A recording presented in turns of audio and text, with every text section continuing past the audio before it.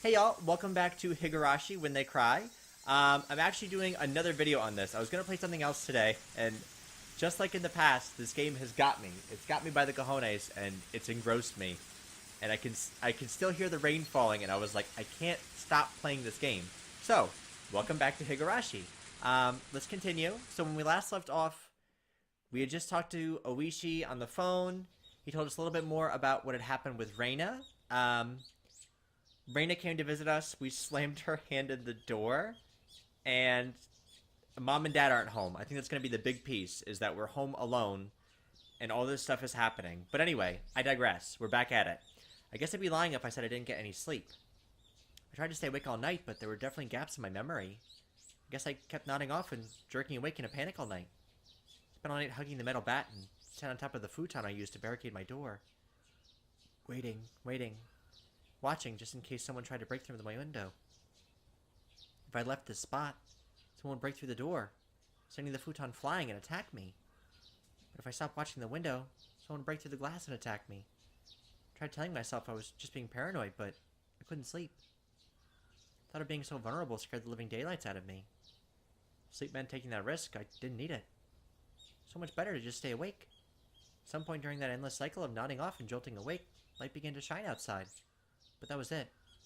It wasn't so much the morning as it was just the sun simply having risen. Snuck a peek out through the curtains. Reina was gone.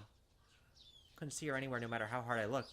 So when we last saw Reina, she was standing outside in the pouring rain, mouthing the words, "I'm sorry" to us, in some sort of fugue state. I feel really bad about it. Finally, I could breathe a deep sigh of relief. The night was finally over. I'd be lying if I said I wasn't tired, but I didn't feel like sleeping at the moment. Still had time. I needed to make my own breakfast, so I'd better get started soon. Skipping school was also an option. With Mom gone, it'd be easy to play hooky. Yeah, are we really gonna go to school after we slam Raina's fingers in the door? Is that something we're really gonna do? Honestly, I debated it. The risk involved in leaving my house was incalculable. Staying holed up in here was probably my safest option. But staying here wouldn't solve anything. Oishi-san wouldn't help me without cold hard evidence. Neither he, nor my parents. Unless I found some sort of proof, these relentless nights would never end. I stretched my body, tilted my head back, and closed my eyes just like I did every morning. I regulated my breathing and regained my senses. Calm down, Kaiichi Maibara. Let's go to school. Let's wait till they set their trap for me. That didn't mean I was just going to twiddle my thumbs. I needed to avoid that trap and secure irrefutable evidence. Take note of the plates and any cars that drive by. If I see someone suspicious, I check their clothes and face. I wasn't just protecting myself, I was preparing myself to turn their attack against them and retaliate.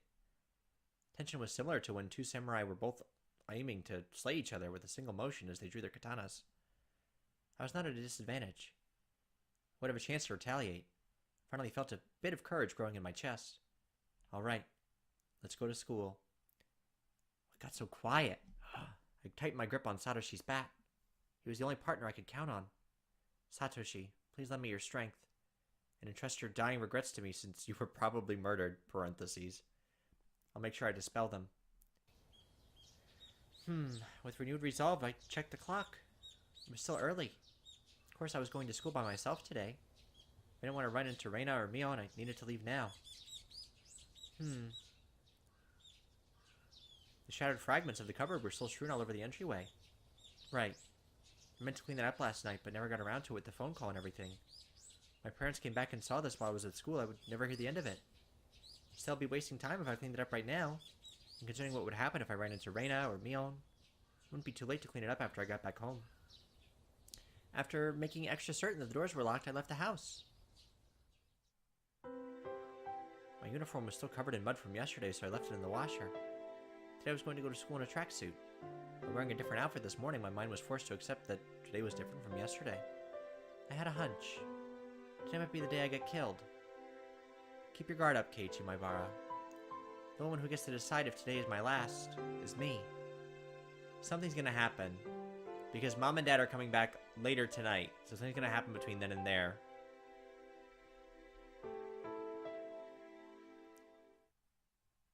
How am I gonna face my friends?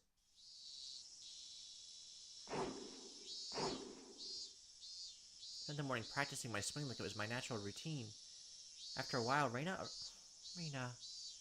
our eyes met, but we said nothing. Reina said nothing about last night. It never happened. I could see that those events were real by the wounds carved into her fingers. I just heard her telling Sadako and the others that the bandages were from hurting herself in the kitchen. Though it wasn't like it bothered me. She's even lying for us. The details that Oishi-san shared about Reina's incident before her transfer played vividly in my mind. Now that I knew about it, I couldn't even dream of Reina as a cute, ideal girl. But it was all hearsay. No charges were pressed. She was suspended from school. I mean, it sounds like she did hit somebody.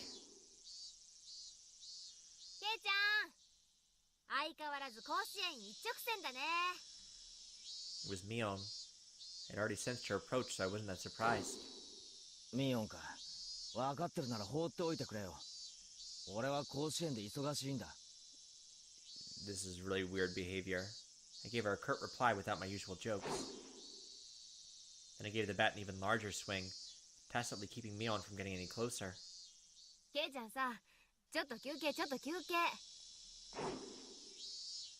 think Mion got the message, but she still urged me to give it a rest. ホームルームまであとちょっとだろ。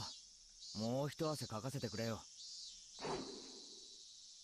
I swung the bat even harder as a sign of my refusal. ケイちゃんって野球好きだったっけ？最近好きになった。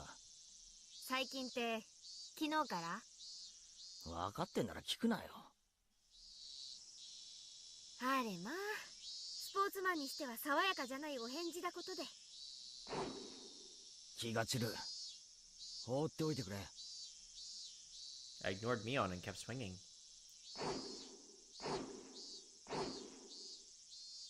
Normally she'd get mad or bored and leave if someone gave her the cold shoulder like this.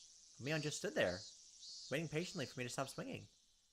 I didn't sense any hostility. She's probably just concerned because you're acting like a crazy person.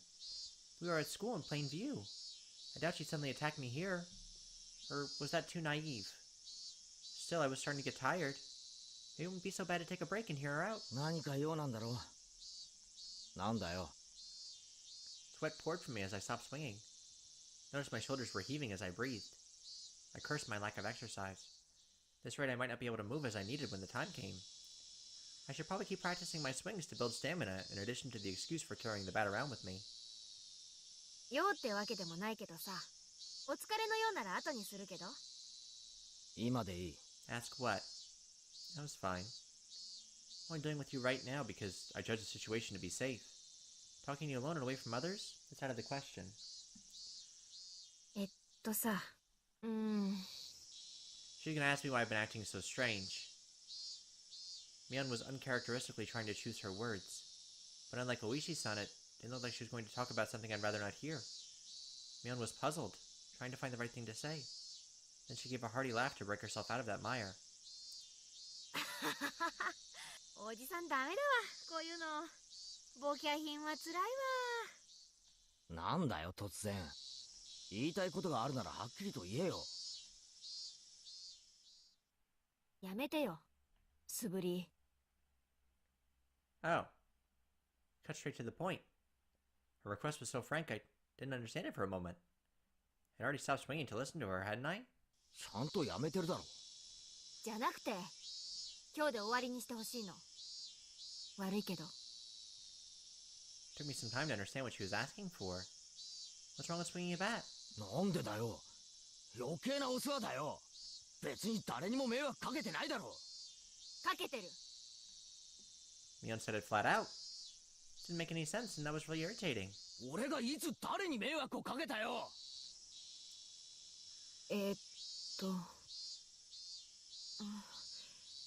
Mion was at a loss for words, but she finally made up her mind and spoke. Though she stuttered as she said it. だってさ、ケイちゃん、それ人のバットだしさ、無断借用は悪いし。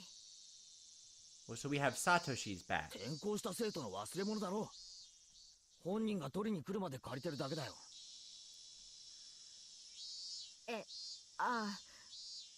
まあね。転校したし。Mion grew uncharacteristically flustered. Made it all too clear that his transfer was a lie. でも変わってるよな。兄貴だけ転校なんだろ。妹は転校しなかったんだろ。 Mion couldn't hide her reaction as my words shook her up.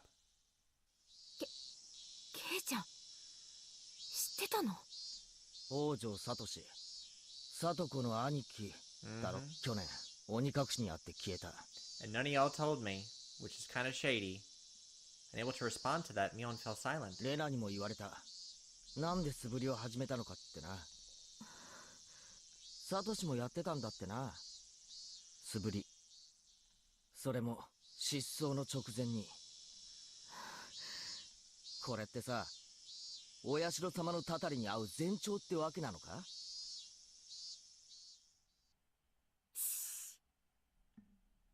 Mion panicked and looked around. 頼むよケイちゃん、お社様の話はうかつにしないでよ。 Why? 私はそんなに信じてないからいいけどさ、他のみんなはすごく信じてる。レナなんかヤバいくらいに。やばいくらいに？とにかくみんな怖がってるんだよ。もしもこれが悪ふざけならやめな。サトシの真似は絶対にやめて。Yeah, we've been acting very scary.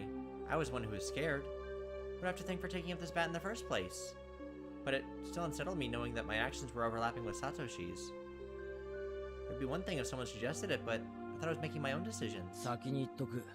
俺はサトシのことは何も知らない。みんなが隠してたからな。 That's true. They kept him a 隠し secret. てたってわけじゃ。毎年起こる事件のこと隠してたの？ They were hiding that too. それはケイちゃんを。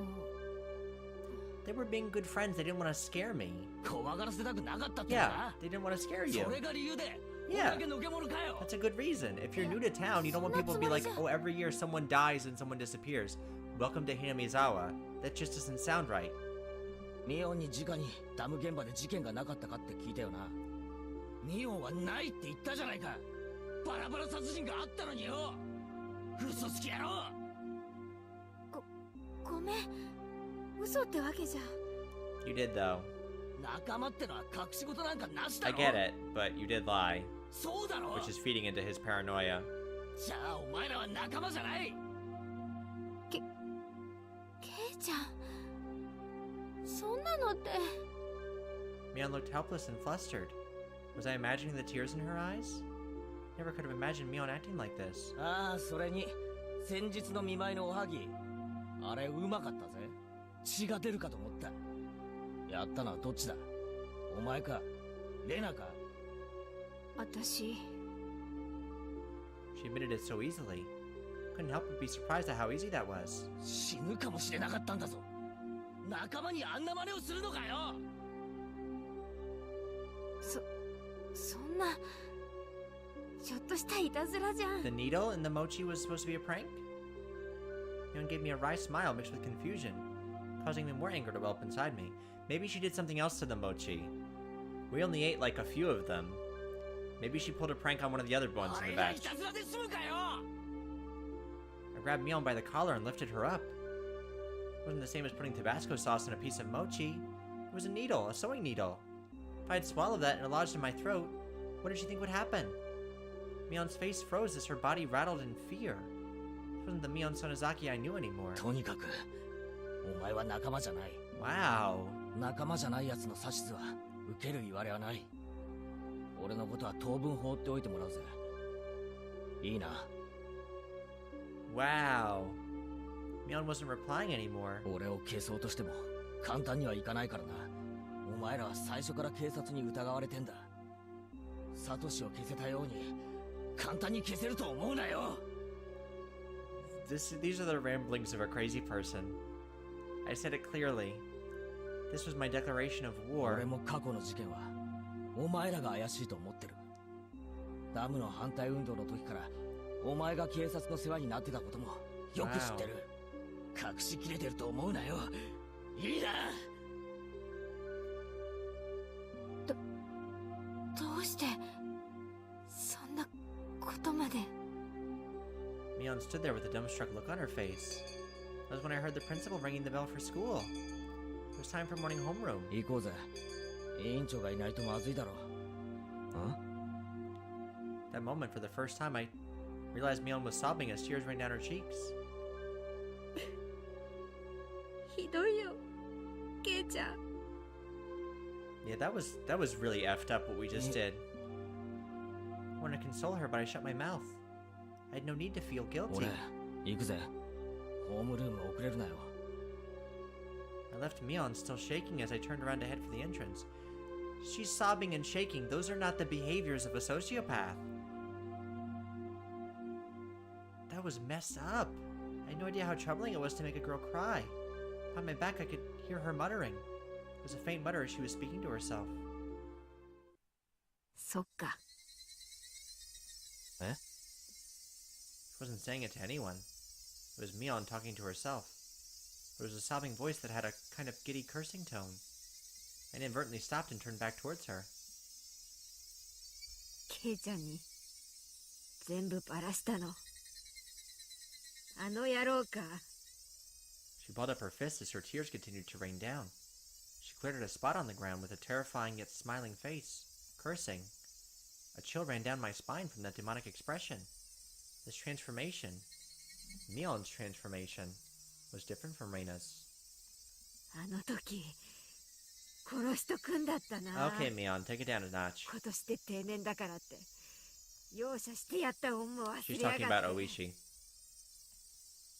Retiring this year. Was she talking about Oishi-san? ちくしょう。ちくしょう。絶対に殺してやる。 It's like the air itself had begun distorting. With Mion at the center, the world had begun to twist and spiral, bending, whirling. This was the first time I'd experienced such a visage. Such a visage? Visage? Visage. 起立。気をつけ。 Mion made an excuse for her red eyes by saying there was something wrong with her contacts. So, I think it's all about context. Because, like, if I'm really angry at someone, I'm going to say I'm going to kill them too, but I don't really mean it. She's really pissed at Oishi for saying all this shitty stuff about her family. So I think we're taking all these things that our friends are saying and we're interpreting them as something darker than they really are. And we're, like, twisting them. Because those were not the behaviors of someone that is, like a killer. I don't know. After that, neither Reina nor Mion spoke to me for the rest of the day. Neither Satoko nor Rika-chan looked me in the eye. Strangely, I didn't feel hurt. Everything had just went back to the way it was. The month since I transferred in had been almost too much fun. That was all. School was supposed to be something like this to begin with. Should have disliked that feeling, but today it felt oddly refreshing. Now we have no friends. We've cordoned ourselves off. Like, we have nobody in our corner. The bell rung, sounding the dull end of the monotonous school day, which had felt so tense, yet so dull. Since it would cause a lot of unpleasant memories if they asked me to join in the club activities, I promptly started preparing to go home without even looking at them.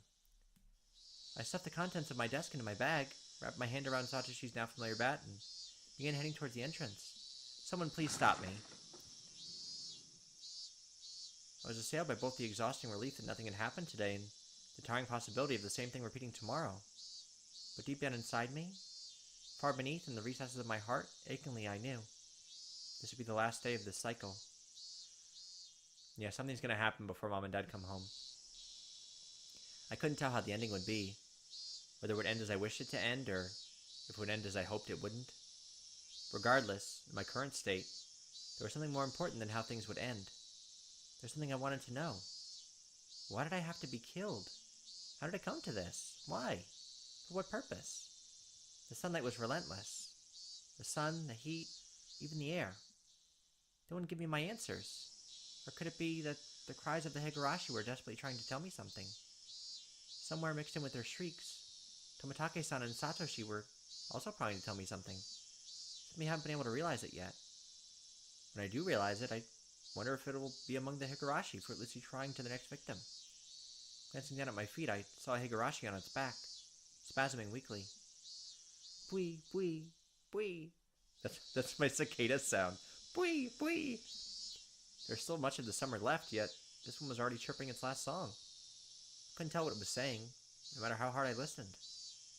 But I had to try. I had to try to listen to what it was desperately trying to tell me. That moment, the shrills of the Higurashi ceased all at once, as if they had huddled together, fearing that the person who'd brought them to their dreadful fate had arrived. There was no mistaking it. A presence was approaching. The sound of footsteps was almost non-existent. The Higurashi hadn't warned me by ending their chirping, I wouldn't have noticed. My exhaustion left me in a heartbeat. In its place was a rush of adrenaline that sharpened all of my senses. I was just barely able to hold back that creeping, suffocating feeling of horror.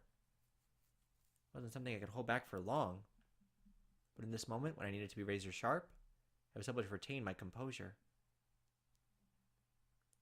I wasn't going to shout like I did yesterday. I hid myself calmly amongst the trees, waiting for my pursuer's shadow. Could I get them to pass by me? No. Since I was able to hear their footsteps, they were probably also able to hear mine. They might have already been able to tell that I'd hidden myself and was holding my breath. The person tailing me. Was it Reina? Just like yesterday? If it was Reina, I wouldn't hold back. I could just yell at her and make her go ahead like yesterday. If it wasn't Reina, it would depend on how they acted, I guess. The footsteps ambled closer. I swallowed, wiped my clammy hands on my pants, and readjusted the grip on the bat. I could tell that the fear that I had beaten back once was now waiting for another opening to come at me. Who could it be? I peeked out from behind the tree at the person following me. My imagination hadn't led me astray. It was Reina. There was a bit of relief as I realized it was someone I knew, but that feeling left me in an instant. It wasn't the same Reina that I knew. Her eyes were dark and lifeless, but her mouth appeared as if it was carved into a crescent. Yes, it looked like she was grinning slightly. And in her right hand, she has her cleaver, her hatchet. I hid myself behind the tree once again and recalled the unbelievable sight I just saw. What was that just now? I mean, she sometimes carries around town for other purposes. It's a little bit menacing, I guess. The embodiment of terror laid bare. Baseball, practicing my swing. There were tons of excuses to be carrying a bat. But for that hatchet? There was no excuse for that. A hatchet, just like that? ケイチくん、かくれんぼかなかな My heart was pounding, hard enough that I had trouble breathing. The little composure I'd been able to hold on to was now crushed. In its place, cold sweat gushed forth, covering my entire body. I didn't know precisely what kind of emotion had taken hold. Not good, not good, not good. I wasn't able to hide myself completely. She already knew I was here. レナを驚かせようとしたのかなかな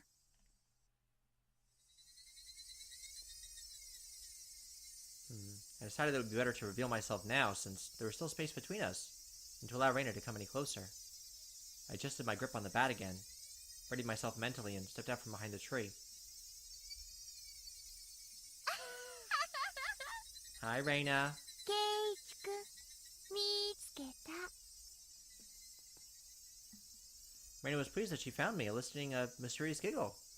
Her mouth was smiling, but her eyes told me that she was displeased by the fact that I had been hiding. Those eyes, they were just so empty.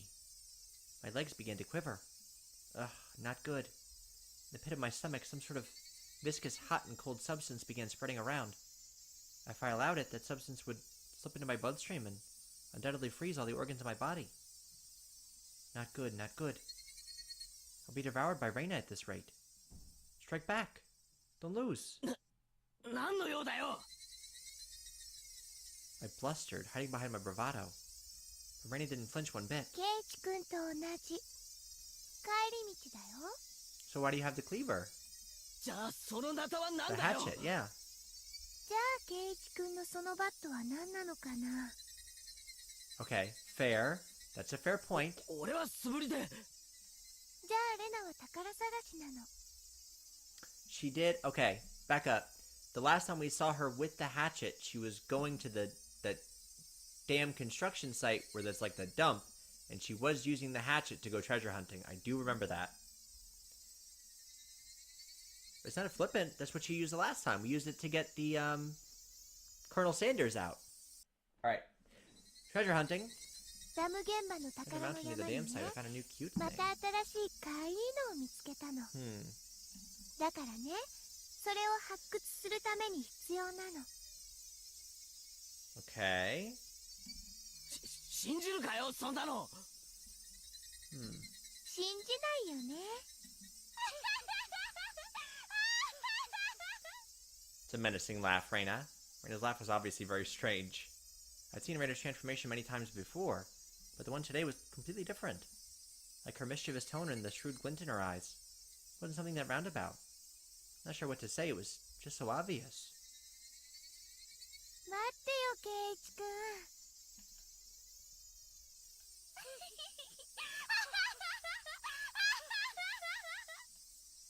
Reina didn't stop walking even as she let out that eerie laugh. Whenever Reina got too close to me, I would scurry away and turn back towards her. The cycle repeated over and over. No matter how you looked at it, I was being chased by Reina and was trying to escape. ついてくるな But よ。 her house is the same way. それはできない相談だよ。レナの家もこっちだもん。 Yeah, her house is this way. I mean, the laughter is a little disconcerting, but she's already told us that she lives the same way that we do. That's why we walk with her in the mornings. When I met with Reina on this road yesterday, she cowered and trembled as she followed my commands. But today was different. Reina didn't show a hint of trepidation. Actually, wasn't I the one who was cowering? Way home from Reina I knew was the same. That's fine. I just changed my route. That'd work out, wouldn't it? Turned onto a side street I'd never been down or knew little about. Reina saw me do that and followed me while laughing. Why? Why? Aren't you going home? You just go home down the street you normally do. And why would you follow me down this weird little side road? Those thoughts screamed in my head, eventually spilling out of my mouth. どうしてついてくるんだよ。 One of my voice was already tinged with terror. ケイイチくんとお話ししたいから。ケイイチくんもレナとお話ししたいんじゃないかな。俺は I don't think you want to talk to me right now. I'm not in the right state of mind. 嘘だよね。相談したいこときっとあるはずだよ。ない。レナと話すことなんか何もないよ。嘘だよね。 It is a lie. 嘘じゃないよ。嘘だ。 Reina's scream echoed, startling some nearby birds into flight. I cringed in fear. The only thing I could do was increase my pace. お話ししようよ、ケイイチくん。お話。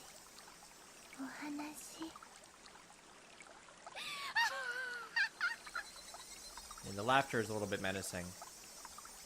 ケイイチくんには悩んでることがあるんじゃないかな。 So, again, like I'm just reflecting back on the conversation we've had with our friends. They've never said anything that was outright menacing. Everything was inferred.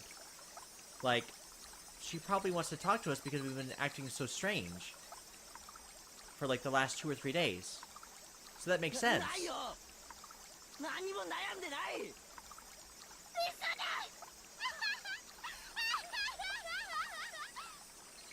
Even though I was running, even though Reina was walking, why wasn't I getting any farther away? わかるよ。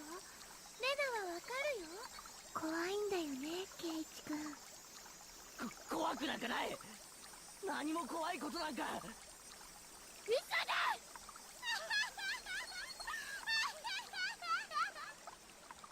But that laughter isn't really helping my explanation any. My breathing grew heavy and I felt like my legs were giving out from beneath me. Reina wasn't even breaking a sweat. レナだけは相談に今度こそ乗ってあげられる。 I had no idea what she was talking about or what exactly she wanted to do. 今度こそ相談に乗ってあげられる。サトシくんの時とは違うもの。 Oh. Satoshi was behaving the same way that I'm doing. When she said Satoshi's name, I turned back for a moment. And as I did that, Reina was still advancing. I couldn't afford to stop. Maybe she's just trying to be a really good friend to us. サトシくんも悩んでた。 Satoshi-kun was worried そりゃ too. そうだった。 Yeah. でもレナはとても悲しかった。 And then he disappeared. So she's worried the same thing's gonna happen to us. Where did the street connect to? All these twists and turns, ups and downs. It's hard to believe that this was even remotely in the direction towards my house. My son's direction had long since gone out the window. サトシくんが転校しちゃった時ね、本当に後悔したんだよ。レナが相談に乗ってあげれば、サトシくんは転校せずに済んだかもしれないって、すごく後悔した。road led me deeper into the forest. Wasn't I getting farther away from the village the more I ran? Lost more and more of my composure the more I thought about it. But despite this realization, my inner self was still disturbingly calm. だからね、誓ったの。もしもサトシ君みたいに苦しんでる人にもう一度会えたなら、レナが助けてあげようって。もう人が転校するところは見たくないな。See, why is there the menacing laughing at the end of that? That sounds like a really concerned statement up until the very end. Damn it. What does transfer even mean? I won't let you transfer me. I wanted up the same as Satoshi. さあ、ケイチ君、レナに話して。レナはきっとケイチ君を理解してあげられるよ。レナだけはケイチ君の味方。I started wheezing, out of breath. My lungs were so hot that they felt like they were going to explode, and my heart was beating as fast as it possibly could. I should have practiced running instead of my swing. Yeah, hindsight, 2020. Couldn't even afford to scoff at that stupid thought. 悩みがなくなれば、きっとケイチ君も元通り。みんなとも仲良しに戻れて、また楽しく部活ができるよ。今度は一緒に組んで、みーちゃんをやっつけようね。See, up until the menacing laughter at the end, that's the statement of a really concerned friend. Like, between the music and ending every statement in that laugh, this sounds like she's genuinely concerned about us. Yeah, how much fun that would be. Reina couldn't even imagine how much I'd wished and turned back the clock on these past few days. レナともきっと仲良しに戻れるよ。また一緒に宝探しに行きたいね。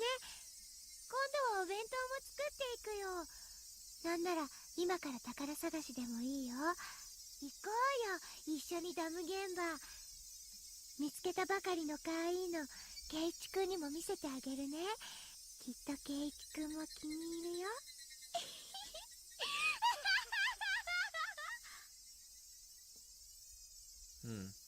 My footsteps made pathetic flapping sounds as my legs wobbled and faltered.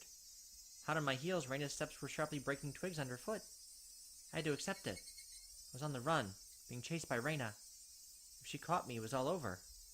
I realized it instinctively. Couldn't even begin to think of what the end would entail. Just that if I was caught, it was all over. That's all I knew. Didn't matter how it was going to end. I wouldn't let it end. Not without knowing anything, not yet. The momentary lapse was all it took. All the things that could have happened, my knees buckled underneath me and I crumbled down towards the ground. I tried to stand frantically, urging my legs to respond.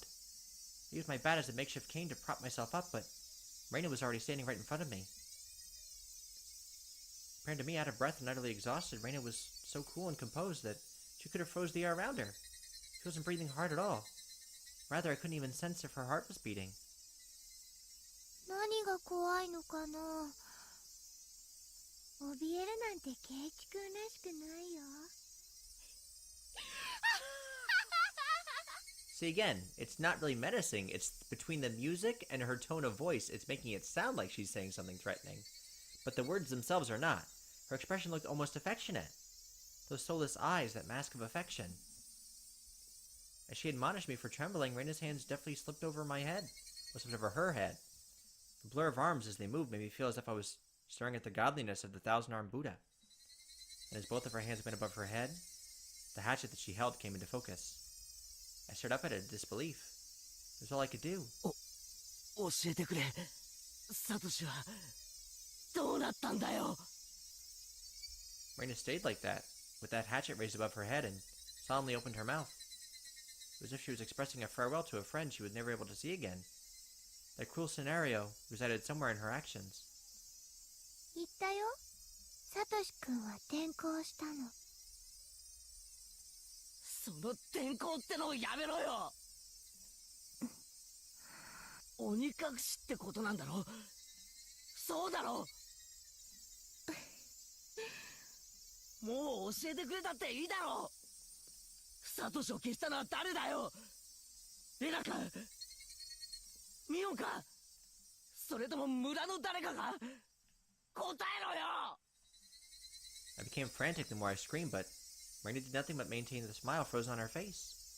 ケイチ君が何を言ってるかわからないな。じゃあ分かるように言ってやる。連続開始事件の犯人は誰だ。ケイチ君は勘違いしてるよ。Confused about what? 人間の犯人なんかいない。すべてはお社様が決めることだもの。お社様のたたりなんてレナは信じてるってのか？信じるとか信じないとかじゃない。お社様はいるの。Raina's gaze grew even more. This is the second time we're using this word, and I'm not even sure I'm pronouncing it right. Gelid? Gilid? I like to think I have a pretty extensive vocabulary, but I've never heard this word before. The ferocity of her stare was so intense that allowing me to question anything. お社様なんているわけが。ケイチ君は信じないの？お社様。信じられるはずないだろ。そんなのいるわけがない。いるよ、お社様。ケイチ君だって身近に感じてるはずだよ。Personally? When? そんなもの感じたことないよ。ケイチ君さ、誰かに謝られたことない？ apologizing to you before? それもずっと。Well, she was apologizing to me just the other night. The noise from the outside world disappeared. Only Reina's voice resounded loudly and それ terribly. はね、許してもらえるまでずっとついてくるの。学校へも、お家へも、枕元へも。I couldn't understand what Reina was saying. レナのところへも来たんだよ、お社様。だからレナは転校してひなみ沢に帰ってきたの。I don't understand. I don't understand. What does transfer even mean? What was Reina saying? ケイチ君のところにもお社様来てるんじゃない？きっと相談に乗れるのは私だけ。ケイチ君を転校なんかさせないから。Is that us laughing now? Reina's demented. Oh, we're imagining her laughter. See, we're imagining the laughter in our head. She's not even laughing now. Reina's demented laughter clanged around inside my head. Was Reina saying Oyashio-sama came to her as well? That's right. Last night I'd heard about that when I asked about Reina. 他言無用でお願いします。また内容には一部憶測も含まれているかもしれません。すべてが真実ではないかもしれないということです。よろしいですね。Oishi-san began speaking. 被害者も学校も告訴していないので、今日つまり Right, this is what we read about in the last episode. してないわけです。 So ですから詳 she 細は broke all the windows in her school. 信憑性が高 One of い。 the kids got hurt って言いました。 and レナは almost lost ガ their ラスを eye. 割っただけじゃないんですか？いえ Oh, here we go. This is 3 new. 年ほどリュウグウレナに殴ら Reina れ Ryugu had attacked 3 boys using a metal bat. 2人はあざで Two of 済 them み made ま it した が out with only bruises, but the 1 other 人は片目に後遺症を残す Okay, we didn't read about this before. I read about the kid whose eye was permanently damaged, but I didn't know there was 3 kids. There were 3 boys that she attacked. それって傷害事件じゃないんですか？警察は逮捕とかしないんですか？どういうわけか被害者が告発しないんですよ。警察に届け出がないので。 Interesting. They were beaten with a bat and suffered significant injuries. Normally there would be a criminal investigation. But why didn't they press charges? 被害者の男子生徒3人にもそれぞれ話を聞こうとしましたが、全員口が重いんです。こう言ってはなんですが、怯えてるんですよ。彼女が転校した今でも。大石さん、話を最初から整理して話してくれませんか？ Reina hit people while she broke the windows? Or was it she started breaking the windows after she got bored of hitting people? They sounded similar, but their meanings were drastically different. Okay. 5月某日、リュウグウレナは親しい男子生徒3人と一緒にプール倉庫のあたりで話をしていました。Okay. その3人って何者ですか？個人名は伏せますが、3人ともリュウグウレナととても親しい仲良しグループだったそうです。彼女はこう言ってんだったんですな。 So wouldn't it that strange that the 4 of them were together? それでどうなったんです？理由はわかりません。リュウグウレナはプール倉庫脇にあった野球部のバットを手に取り、3人を次々に殴り倒しました。There were no witnesses. This was an account pieced together by the information given at the time of the incident. One day after school, Reina and 3 male students were at the pool storage shed talking together. They weren't seeking help, rather. They usually met up there. It appears it became a heated discussion. That time, Reina underwent a change. Change was so abrupt that the 3 of them didn't comprehend what was happening. And taking the metal bat, she attacked her friends one after the other.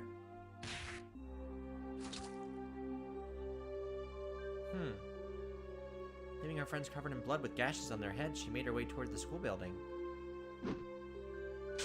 Interesting. And then she started breaking the windows after she beat her friends. And she broke the glass windows one after the other. Minutes later, a teacher appeared on scene and subdued her. レナに起こった変化って何ですか? Interesting. 3人の証言で一致するのは、突然人が変わった。 Sudden change. Like what we've been seeing? 豹変したという点です。 Transformation. 豹変 Because it seemed like she just all of a sudden like snapped and started getting aggressive, just like we're doing. Like when we slammed her fingers in the door.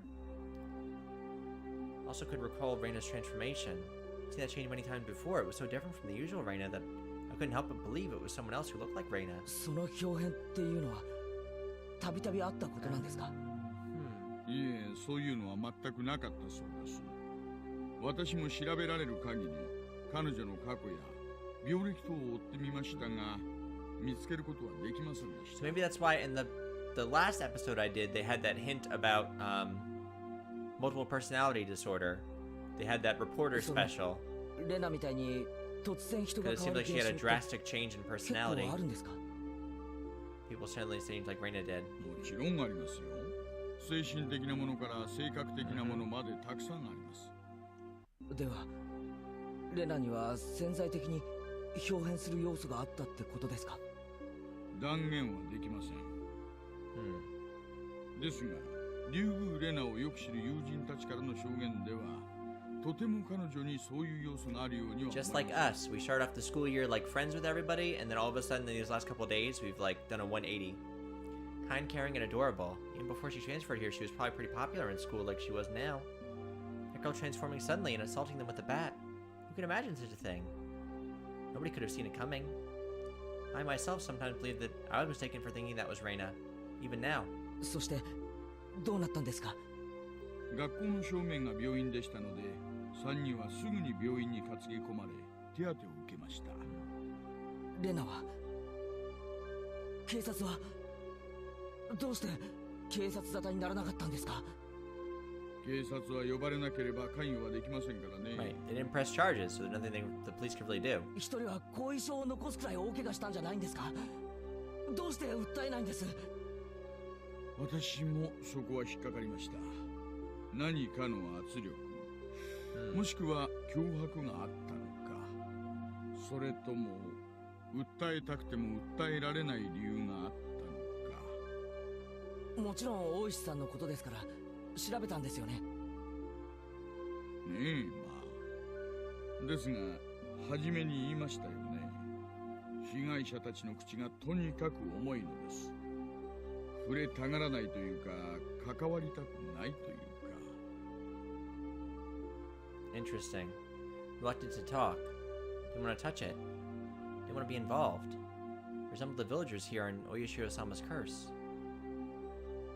学校の先生とかからは何も聞けなかったんですか? 学校は聖域なんですよ。隠蔽体質とでも言いますか。私も捜査令状を取ってませんから弱いんですよね。じゃあ学校側はノーコメント? いえ、事件の存在自体を否定しました。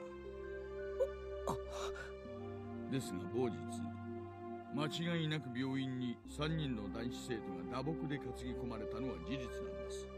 病院にその記録が残ってますので。被害者は語らず、学校は否定する。Didn't speak. The school denied it happened. 何もわからないじゃないですか。ねえ、その事件があったという事実以上のことは何もわかりません。被害者たちもこの事件が公になることを望んでいませんので、私と前原さん。私たち二人が忘れれば、事件はその There's a ま lot of ま similarities about what happened to Reina and what's happening to us now.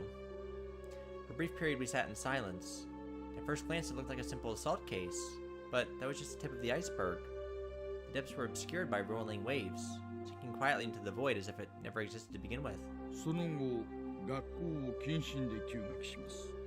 そしてその間、神経科医のカウンセリングを受けました。その医者からは何か聞けたんですか？これがまた職業倫理のしっかりした尊敬すべき方で、口が硬いんですよ。I'm tired, but I have to keep going. I need to know what happened.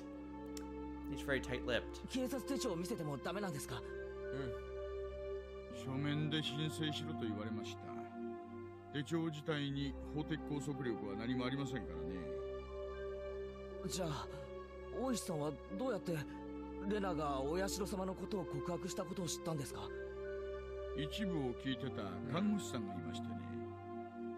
この方は手帳を見せただけで協力してくださいました。それでなんと？ Turned out the nurse hadn't heard everything. Apparently, all that she remembered was that she overheard from inside the room. 看護師さんが言うには、その時の竜宮レナはとても淡々としていて落ち着いていたそうです。It was more like she was confessing her sins at church than a counseling session. She spoke with her mother there for some of it, but partway through, her mother was asked to leave, so it became a private counseling session between just the doctor and Reina for a while. 例のお社様の話はどこで出てきたんですか？途中です。その名前を突然叫んだのです。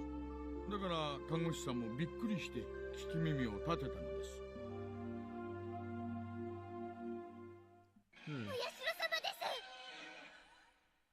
Reina suddenly shouted that.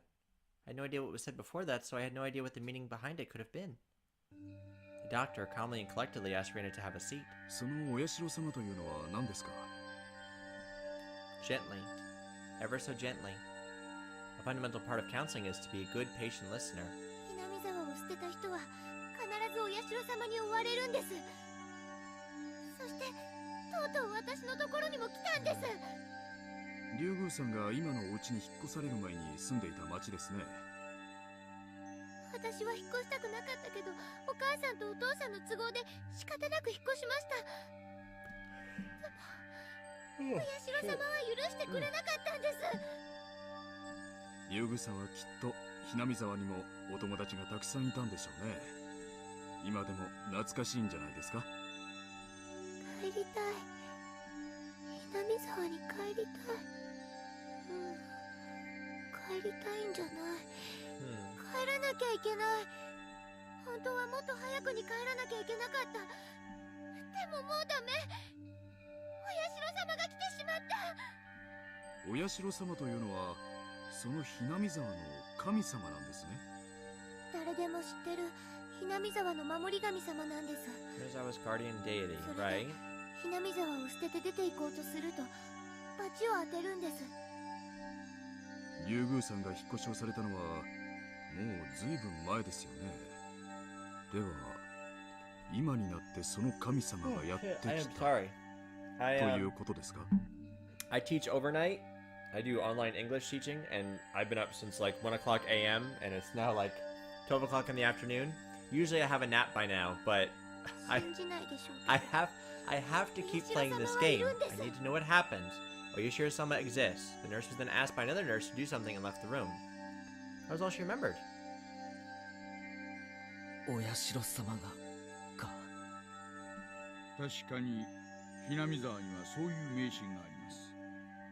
里を捨てて出ていくとお社様 I の feel like this is all very repetitive so far this chapter. Like, other than Reina following us with the hatchet, like we already knew all this. We knew that Reina had an incident.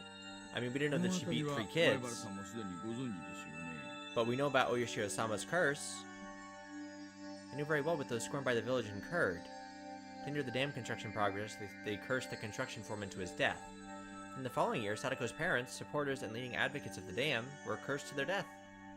But this is the first time I've heard of the curse incurred by leaving the village. 初耳です。村の外敵がたたられるのはわかりますが、どうして出ていく村人まで？普通出ていくものはたたられないものじゃないんですか？ know it's a bit strange to say it, but I could see it as a rule that the people who come in are the ones who would be cursed. Far from Jupiter, far from his thunder, curses weren't something to chase after people that leave, were they? Luigi-san pondered for a bit over on the other end of the receiver, then began speaking again. ひなみ沢が大昔鬼ヶ淵と呼ばれていたという話をしましたよね。I recalled hearing that. Long ago, Hinamizawa was feared and respected as the village of ogres, right?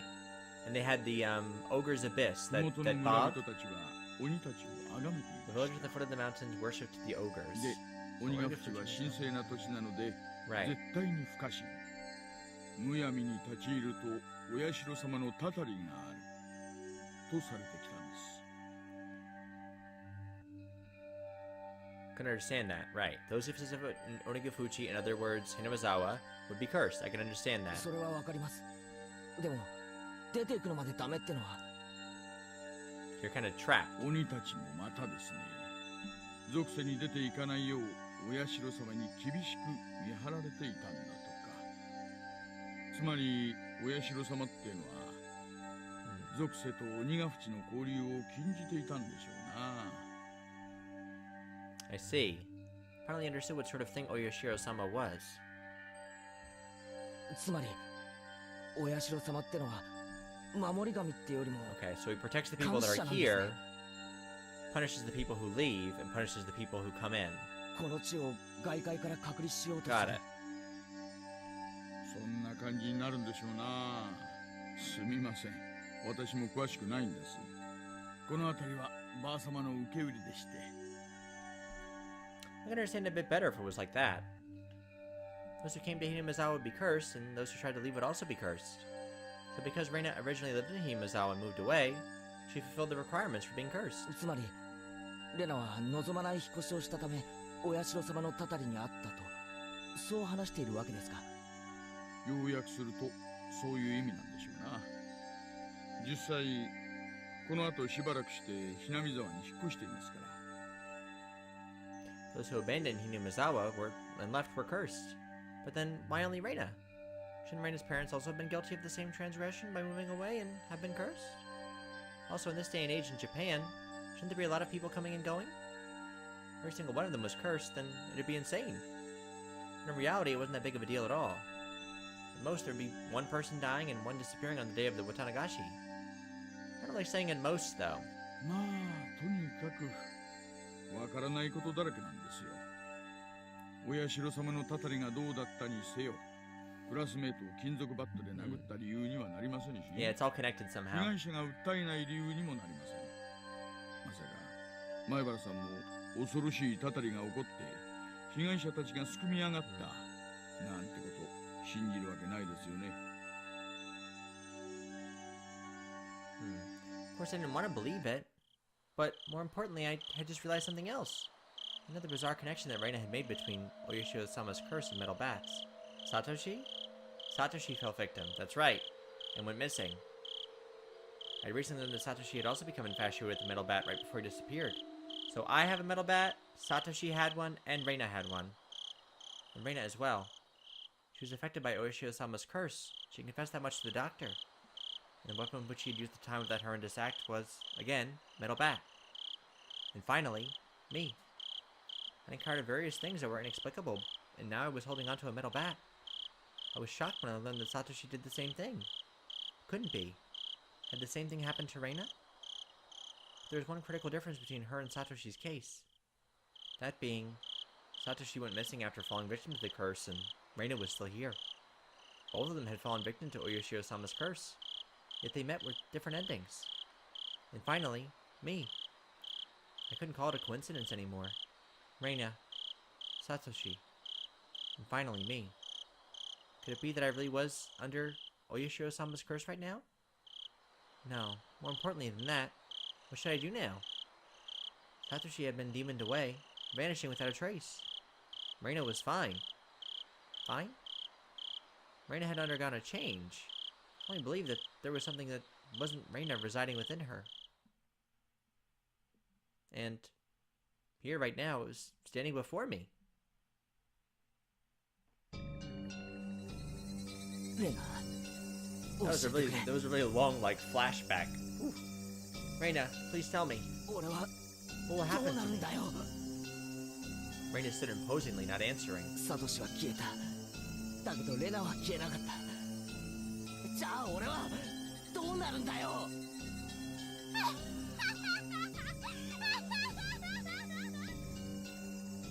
Never heard such an unpleasant laugh before. It had become akin to the sound of her breathing. It was no longer a voice or an expression of feeling. 大丈夫だよ。レナが助けてあげるから。 Save me. Reina took one step forward, still holding the hatchet high above her head. さあ、 One step closer, Reina's face spread out to fill my vision. 話して。 One step closer. Reina's nose was close enough to touch mine and was still pushing closer. 話したいことがあるんだよね。レナが聞いてあげる。 Can you listen to me when you put the hatchet down, hon? 助けてあげるから。ね、話してね。 I'd be happy to talk to you if you 話 put し it てね。 down. I slumped down, landing square on my butt. It wasn't for some pathetic reason. It was all I could do to get as far away from Reina.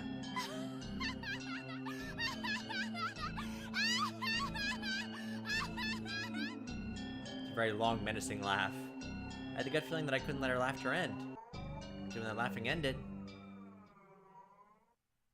the moment I picked up on that feeling, my body moved by instinct. I sprang to my feet so fast I couldn't believe it and pushed Reina away with both hands. Reina was as light as a feather. Thrown about by the unbalanced weight of the hatchet, she was sent backwards as she'd been carried off by the wind.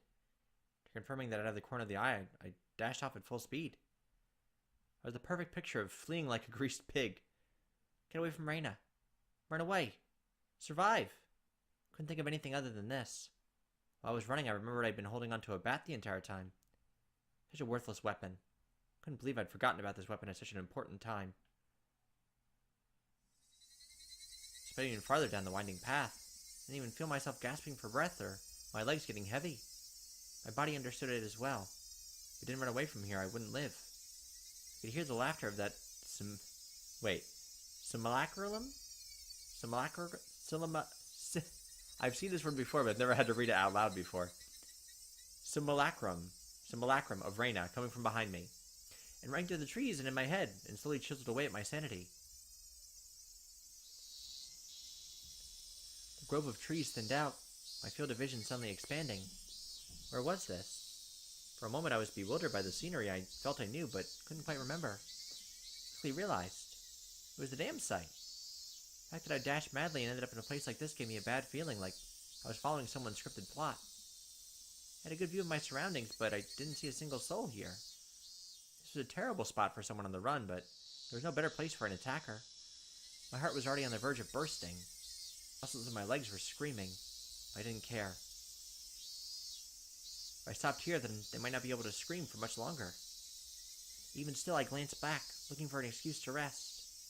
Reina wasn't there. Instead, I saw two villagers walking around. I breathed a sigh of relief that it wasn't Reina, but a third party. But the voice inside me rang the alarm once again. The villagers walking around weren't suspicious in and of themselves, but it bothered me. They both wore rough-looking clothes. Empty-handed, they definitely gave me the impression they were just out for a walk. But at this time of day, two adults wandering around without a purpose. Enough to raise questions. Really, though? We've got a lot of weird stuff going on in our head. More than anything else, those eyes. We weren't chit-chatting while walking, they were both silent, heading forward, looking in my direction. Was that the end of my rope and I finally started imagining things? Yes, honey. Yeah, you are. I should run away. That was probably the best choice. If they weren't involved, I'd lose them easily by running. If they were part of the group after me, then they would come running after me. Either way, unless I hurried up, Reina would catch up with me. That's right. I was going to run.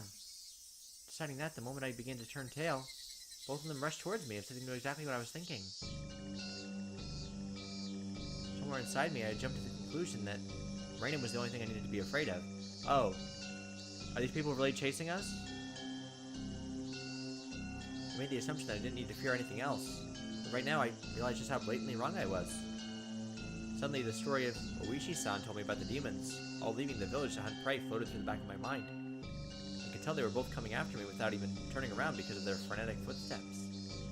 It was frightening, being unable to shake Reina off as she slowly closed in on me, but this didn't even compare. Being pursued with such violent ferocity. The straightforward horror was unparalleled. One of the pursuers' arms grazed my shoulder.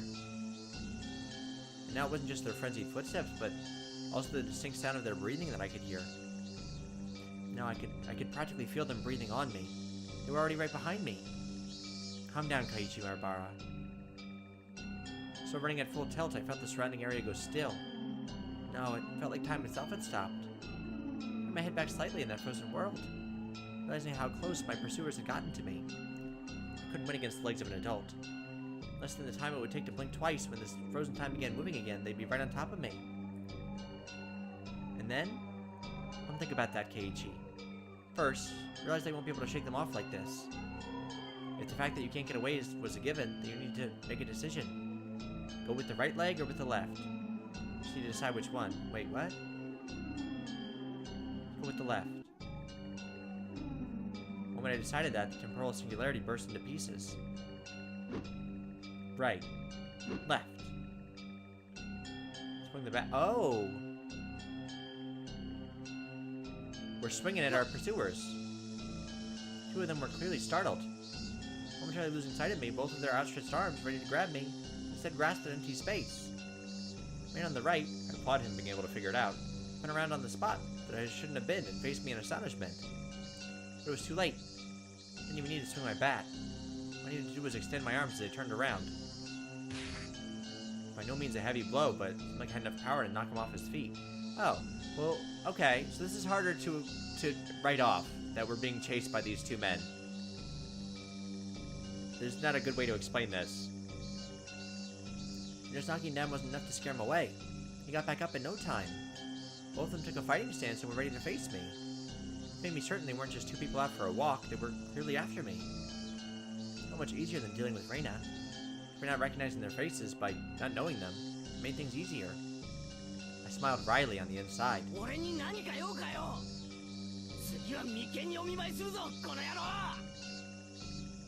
Fine if it was just a bluff. By barking out at them, I was able to fire myself up. They didn't respond. They spread out to either side of me with unbelievably calm expressions on their faces. One of them would grab onto my bat, and the other one would hold me down. Was that their plan? Hitting on both of them at once would be impossible. Hot sweat poured from every pore in my body. I just had to settle with the first move. I'd step in and strike the first one down. Narrowing my target down to the man on the right, who had already been knocked down before, I stepped in and swung with all my might. There was no way for an unarmed person to guard against it. It would cause immense damage. They blocked it with their arm, the bone would snap like a twig. Turn their back to it, then it was possible the blow would travel all the way to their vital organs. I don't think he was aware of this. He pushed farther through the kill zone between us and delivered a fist right into my gut. Not good. With this distance, in this position, in this state, there's no way for me to dodge it. The world flipped upside down. I understood that I was being tossed around like a rag doll. I landed on the soft earth without a sound, letting the grainy soil press against my face. Oof. Didn't hurt at all. At the moment I thought that, I suddenly felt pain coming from the abrasions on my skin, as well as the contents of my stomach being forced upwards, flooding my mouth with a bitter sensation.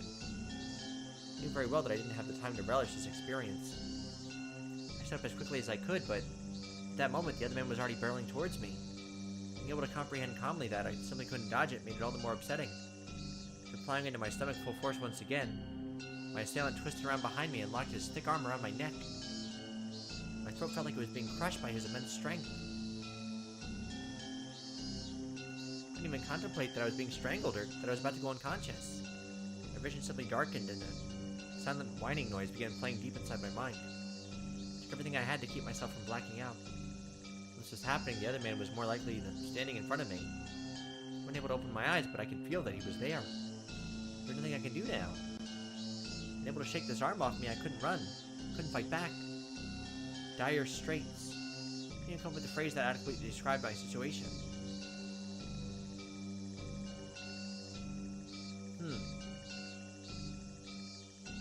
Interesting.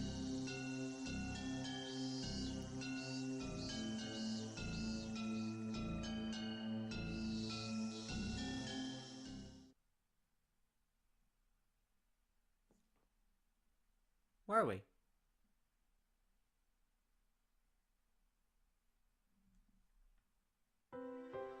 Near your ceiling.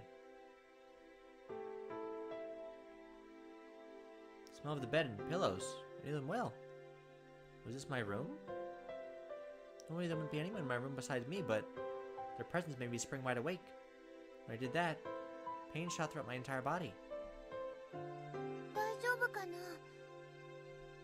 横になってた方がいいと思うよ。 Were we dreaming? Why was Reina in my room? Blood began to surge through my muscles and my capillaries. But Reina's smile belonged to the Reina I knew well. I knew I shouldn't let myself feel this way, but I relaxed thinking that this version of Reina was safe. 俺はどうして What happened? 覚えてないの？意識がなくなってからのことは全然。 My body had become more lethargic than I could have ever imagined. Guess that would be the expected outcome after exerting everything I had back there. Tried to at least clear my head, but I just couldn't shake the sluggish feeling out of my mind. 一応お医者さんにも電話したからもうすぐ来ると思うよ。それまで横になってた方がいいと思うな。 What happened to us? Wasn't injured seriously enough to merit calling a doctor. Knowing that someone impartial was coming was slightly reassuring. 俺どうしてここにいるんだ。確かダム現場で。それはレナが聞きたいな。何があったのかな。レナが行った時にはケイチ君倒れてて。だから聞きたいのは俺の方だよ。変な二人組に襲われて。 As I talked about it, I finally remembered what happened right before I passed out. Recalling that memory and the terror that went along with it caused the fogginess around my head to clear right up. Let's forget about those two for now. I didn't expect Reina to be nursing me. Thought Reina was trying to kill me. She would have had the perfect chance while I was unconscious. Yeah, that kind of throws it out the window, doesn't it? Not only did she not kill me, she nursed me back to health. よく俺を引きずってここまで来れたな。重かったろ。 Looking at Reina's delicate frame, it was hard to believe that she had not only got me back home, but even dragged me all the way back to the second floor. Did she have some help? ケイチ君覚えてないの？ Reina appeared a bit surprised, but still kept her smile. レナはケイチ君に肩を貸しただけだよ。大丈夫、自分で歩けるってケイチ君が。覚えてない？ I didn't remember. My memory was fuzzy after the point where I lost consciousness. 二人組はどうした？レナが来た時、俺と一緒に、あるいはそばに二人組の男が。いなかったよ。 She said it bluntly. The way she stated it felt slightly unpleasant. I was just too timid at that time. Might have been able to force some answers out of Reina. But if I did that, then this kind Reina might transform into the scary Reina who I didn't know. Fearing that, I didn't press any further. Thinking about it, it was the obvious choice. If both of these men were there, I don't think Reina would even have stood a chance. Couldn't find a way to explain it unless I assumed she brought me here after those two were already gone. Reina was still smiling. Her eyes sparkled warmly. Yet, like I was hallucinating when I saw something. Something akin to a shadow slowly creeping across her face. That small omen sent shivers down my spine. While Reina was still Reina, I needed to make contact. Needed to contact Oishi-san. Reina stopped me when I tried to get out of bed. She said it would aggravate my wounds, so I should sleep. トイレに行きたいんだけどな。 So who were those two men? Or did we imagine that? ごめん。 Reina couldn't say anything else. Because obviously she's not trying to kill us, because she would have done it already. While Reina stayed in the room, I quickly went downstairs to get the phone receiver in the living room. When I approached the front door, the doorbell rang. Ding dong. Must have been the doctor Reina had called. It was strange for a patient to welcome in the doctor who was making a house call. But it would be incredibly reassuring to have him here for the considerable time it would take Oishi-san to get here. Carelessly, I opened the door without that, I carelessly opened the door with that simple assumption, and regretted it almost instantly. So who's here? Mion! ミオン。 Hi. 元気そうだね。倒れてたって言うから様子見に来たんだけど。I'm surprised she's still talking to us after we just said those horrible, terrible things to her. なんで俺が倒れてたって知ってるんだよ。レナが電話してきたから。他に理由が必要？ I understood why she would call a doctor. But why Mion too? Reina was descending the stairs behind me. レナ、ケイちゃん大丈夫そうだよ。たく、心配して損した。そうだね。レナも心配して損したかな。Both began laughing. It appeared to be cheerful laughter, but I couldn't shake the feeling that there was a darkness living over them. うわ、何この下駄箱。どうしてたの？ I kind of beat the shit out of it. Whoops. Sure, I thought I smashed a piece of it like that since yesterday. 転んでさ、その拍子に持ってたバットで叩いちゃったんだよ。See, they seem very pleasant right now. They 持 seem ち慣れ fine. ないもん振り回してるからこういうことになるんだよ。 Kept the fact that it was none of her business to myself. でもこれじゃおばさまたちが帰ってきたらびっくりしちゃうね。後でレナが片付けておくね。さあ、ほらケイちゃん。重病人なんだからちゃんと寝てないとダメだ Terminally よ。 ill need their rest. さあさあ、 I お guess 布 that's 団 me. に戻った戻った。 Both of them urged me up the stairs. I had no chance to call Oishi-san. I was pushed into my bed. As it was the first time Mion had been in my room, she began searching around it intently. She fiddled around my room and was scolded by Reina. You can imagine how it went. It was uncomfortable having my room poked around, but the conversation was so benign that it was heartwarming. Just stay out from under my bed. Leave my dildo box alone. That's not for you. During that innocent conversation, Mion said something as though it was perfectly ordinary. レナ、監督には電話した？うん。みーちゃんに電話した後すぐにね。すぐ来るって言ってたよ。 The manager? The out-of-place word gave me a bad feeling. Reina called a doctor, then called Mion, and after that she called a manager? Who was this manager? Since Reina and Mion's conversation was so peaceful, it only felt slightly odd. 二人とも何の話をしてるんだよ。監督ってなんだよ。ケイちゃんしんどいの？監督って言ったら監督だよ。 In the manager when we say manager. What? 映画の監督とか工事現場の監督とか。Oh no, it's the evil laughter again. I dug through all my memories for a manager who might have business with me. Only one thing came to mind. What Reina had just said. The construction site foreman. The very first victim of the incident. The dismemberment at the damn construction site. The foreman? But that was strange. He was supposed to be dead. There was no way they could call him. お前らが何の話をしてるのかわからないよ。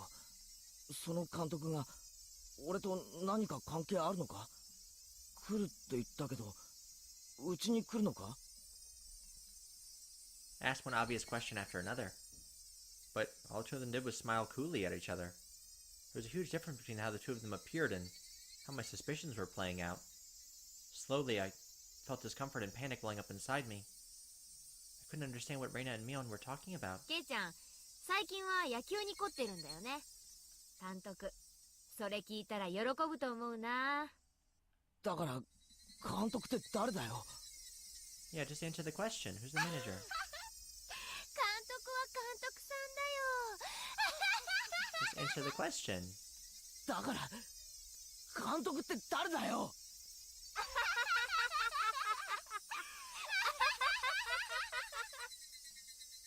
Reina and Mion looked at each other and laughed haughtily.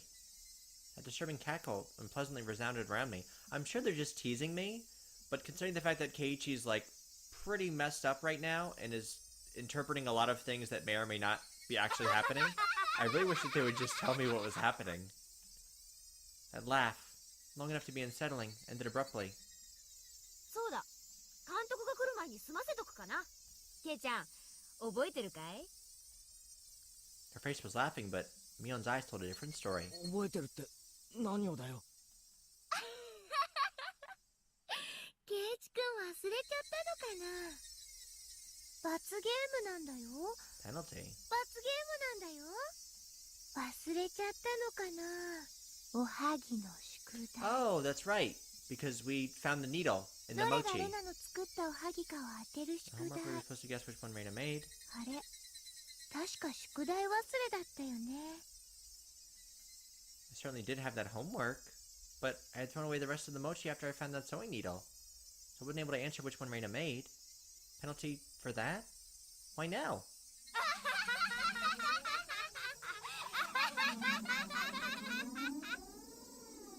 Something's gonna happen. No doubt my question was written all over my face. The answer to my question was that dry laughter. Just answer the question. What's in the box? What's in the box? I could no longer make heads or tails of anything. I began to think this entire day was somehow insane. Strange. Incomprehensible. Being chased by Reina, attacked by strange men, the penalty Mion and Reina were talking about. Just tell Keiichi. Just tell him. What were these two laughing at? Didn't take that long for me to realize I'd been dragged into an abnormal situation.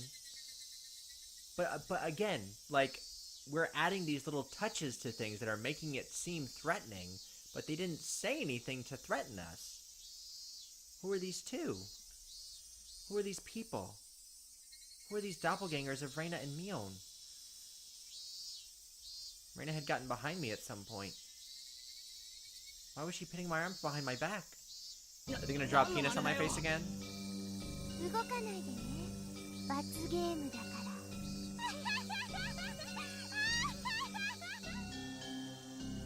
My body was already very sluggish, and Reina pinning my arms made it that much harder to move. I seriously tried to struggle, but she wouldn't even budge. My panic began to well up, and I realized this was well beyond the realm of jokes and pleasantries. This freakishly monstrous strength, it would have been impossible for the Reina that I knew. Then, these thin, frail arms grasping me firmly. Whose arms were they? ケイちゃん、抵抗しちゃダメだよ。海賊大何条でもいいや。罰ゲームに抵抗しちゃダメなんだからさ。 They're probably gonna try and draw on my face or something. Mion. No, that thing that looked like Mion spoke to me like how Mion would speak to me. But I was certain that this was not Mion. Someone who wasn't Mion. Someone just pretending to be Mion. 監督が来る前に済まさないとね。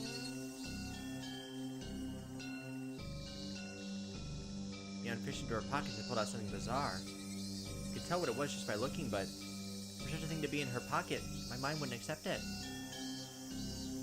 なんだよそれ。 It was a small syringe. A small clear syringe, the kind a doctor might use if you went to them with a high fever. Reina held me even tighter. I could hear that clattering laughter that no longer sounded like laughter blaring into my ear. That eerie laughter. It wasn't something that the Reina I knew could ever produce from her own throat. This thing that was pretending to be Reina. Was this their real laugh? Unable to defend myself, the syringe that Mion was holding drew closer, and that needle tip waved in front of my face countless times. Now wait, the last time we had a penalty from Mion, it was the marker that she pulled out of her pocket. Are we sure that this is really syringe and then we're not really imagining stuff? Because I feel like a lot of the stuff that we've been perceiving has not been 大丈 real. 夫大丈夫。痛くないから痛くないから。何をする気だよ。 They're gonna draw a big penis on your face. 何の真似だよ。ケイちゃん、何言ってんだか。分かってんでしょ。何が俺には何が何やらさっぱりわからねえよ。知ってるくせに。今さらかまととぶられてもな。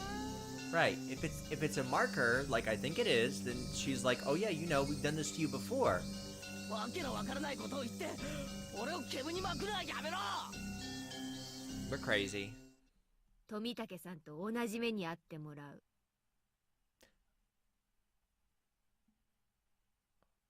We're going to have done to you what happened to Tomitake-san. Wait. Okay, that's harder to explain. has the news been revealed yet that Tomitake-san is dead? I don't know that that's been revealed to the public yet, because before Tomitake left, we all wrote on his shirt in permanent marker. We all drew on him with a permanent marker.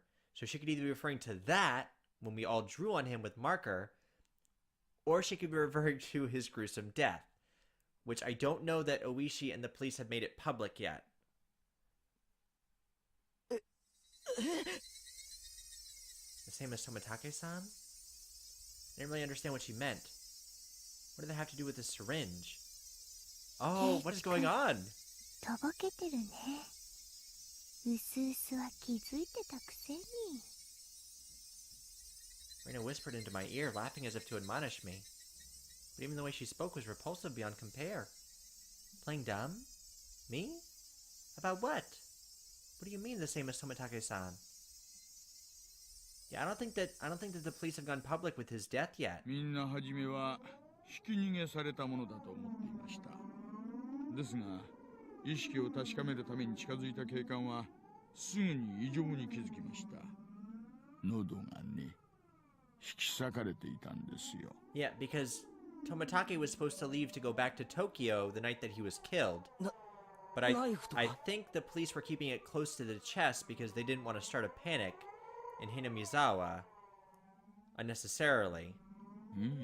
爪でした。 Nails. Right. Nails and fingernails when he clawed out his own throat. With those gouged through. That's right. Tomitake-san had clawed out his own throat with his nails and died.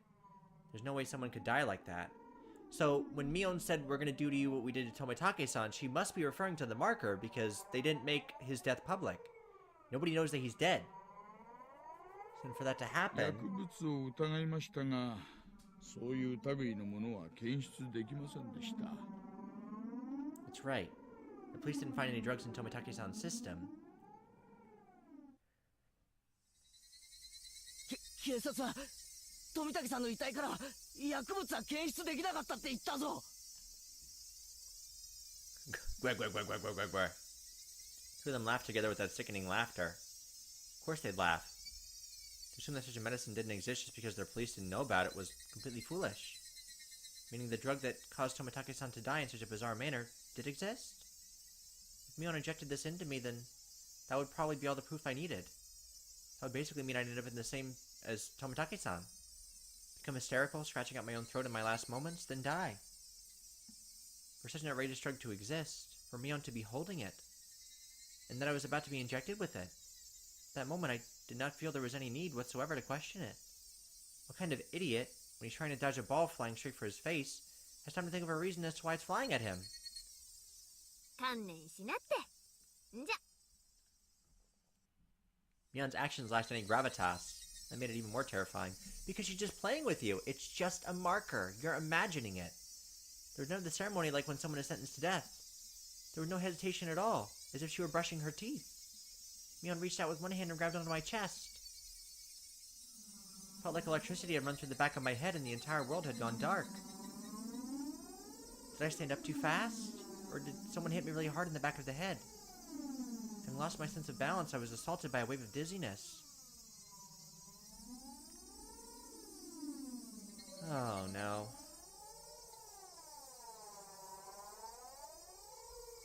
I guarantee you that's what's happening. It's all starting to make a lot more sense now. Kind of.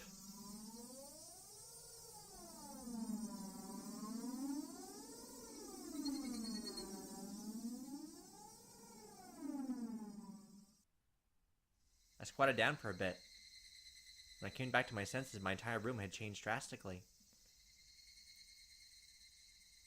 Numbness in my head was gone, and slowly I could tell blood was flowing to my extremities again. How long have I been squatting here? How many minutes? Or has it been hours? It's almost as if the hands on the clock had stopped moving the entire time my eyes were closed. That's how little time had passed. Really? Air in the room wasn't filled with that madness from before, only a dull silence. Reina wasn't there pinning my arms, and Mion wasn't about to inject me with a needle. No way. Could it be? All of it was a hallucination?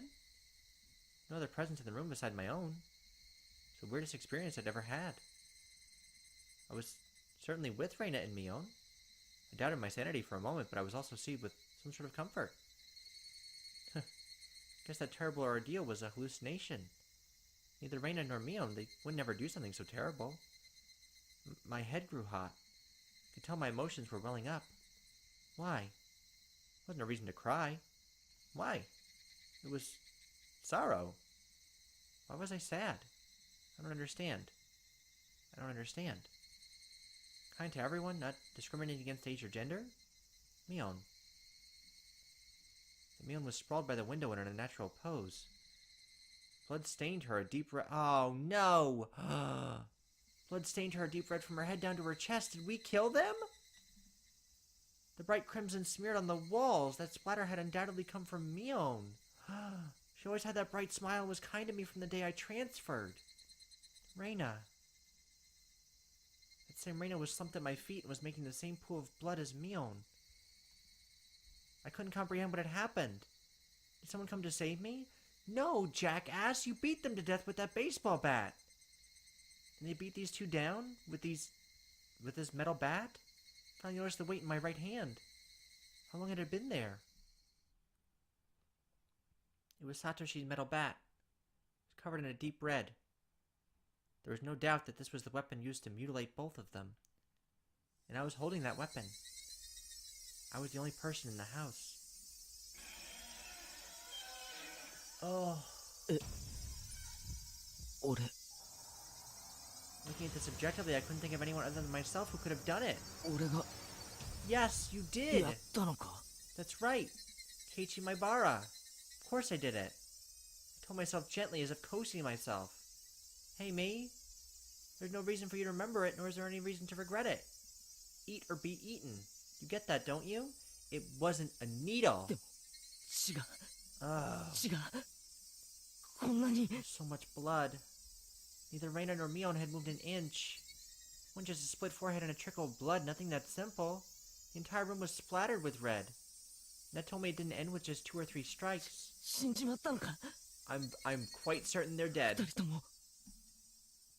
Depths of my mind were calm, but on the surface I was panicking and agitated. Calm down, Keiichi Maibara. What happened to your usual calm self? Come on now. Do like you always do. Throw your head back and take a deep breath. Come on. Once. Twice. Breathe deeply. Calm down. Calm down. I chanted that over and over in my head and relaxed. You freaking psycho.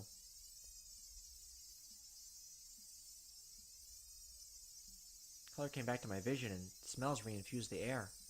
Same time, I remember what happened when I blacked out.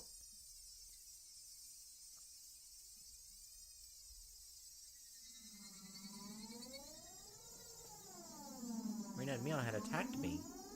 They were about to inject me with whatever caused the same symptoms as Tomitake-san. Right before that happened, I fought back. Twisted my whole body and threw Reina as she was pinning my arms. Then I followed through with my spin and ran my foot as hard as I could into Mion's torso. It was soft. Reina tried jumping on me, so I tackled her as hard as I could and slammed her against the wall. I don't want to hear this. There was that brief moment of having them off balance slip by. Satoshi's bat that was left carelessly by the side of my desk. They just wanted to draw on you. Bleep. That moment everything went pitch black. There's nothing recorded past this point in the videotape of my mind. No, that wasn't right. Not that there was nothing recorded. It was recorded just fine. Just the other me inside myself had told me not to look and had turned off the TV. Oh, we're gonna have to hear it? Just because the screen had gone black and I couldn't see it didn't mean that the videotape within me hadn't recorded it. The TV was just off. The video was still playing. Tape within me, creaking along, still playing. On the other end of that pitch black screen, that horrifying video was still playing on. Compared to this, though, the scene right before my eyes, was still so difficult to take in. There was blood splattered everywhere on the walls, the two of them in these unnatural poses. Not a sign of movement from them. Couldn't even tell if they were breathing. I'm sure they're not, honey. No matter what the circumstances were. My friends, these girls, I had I'd attacked them. Maybe even killed them. But if I hadn't done this, I would have been the one done for. Balancing that out on an imaginary scale, it felt odd that I'd even feel bad about it. Even if it was a bit excessive, this was justifiable self-defense. Proof was all here. 2 of them collapsed here, and Mion's syringe. Mion's syringe filled with some unknown drug would certainly solve the mystery surrounding the incident with Tomitake-san. From the fact that both of these 2 were involved, we'd be able to pick out the criminals one after the other. Still, I might be suspected for this. But that was just fine. Anyway, now this should be a police affair. This wouldn't fade into the darkness like Reina's past incidents. As long as the police were involved, that should bring this to a close. They'll probably revisit their investigation on the chain of incidents. Uishi-san would definitely get to the bottom of it. Meaning, my wish, not wanting to die, wanting to know the truth, that would be fulfilled in its most basic form. It was all a matter of time now. The doctor Reina called should be getting here soon. I'll confess everything to him. I needed to contact Oishi-san. That moment I remembered. Besides the doctor, a manager had been called. It was easy to imagine there was someone deeply involved with the incident, judging from Reina and Mion's conversation. The ache in my chest, caused by the gruesome deed I'd done, dissipated rapidly. It was not over yet. This place was no longer safe. Stay calm, Keiichi Maibara. It's not over yet. I needed to live long enough to tell the police of this incident. At that moment, I felt like I heard someone's voice from outside. As people were speaking, it must mean there was more than one person.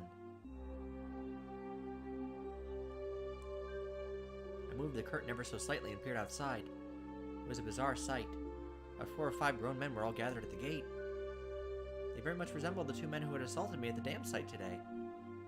Those 2 might even be among them. There was one person there wearing a white coat, but he didn't look like a doctor at all. My gut told me he was in disguise, only posing as a doctor.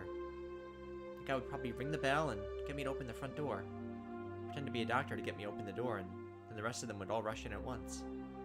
At that moment I saw the car parked behind the men, and my heart nearly skipped a beat.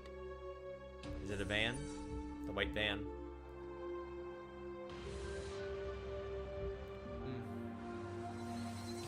No mistaking it. That van. The one that had tried to run me down? The man in the white coat entered the gate and headed down towards the front door. The rest of the men hid in the bushes and watched him. Probably couldn't pretend that I wasn't home. Undoubtedly they'd just break the window and enter. Needed to get out of here somehow. And use a public phone to contact Oishi-san. Then meet up somewhere. First of all, I needed a weapon. Then shoes.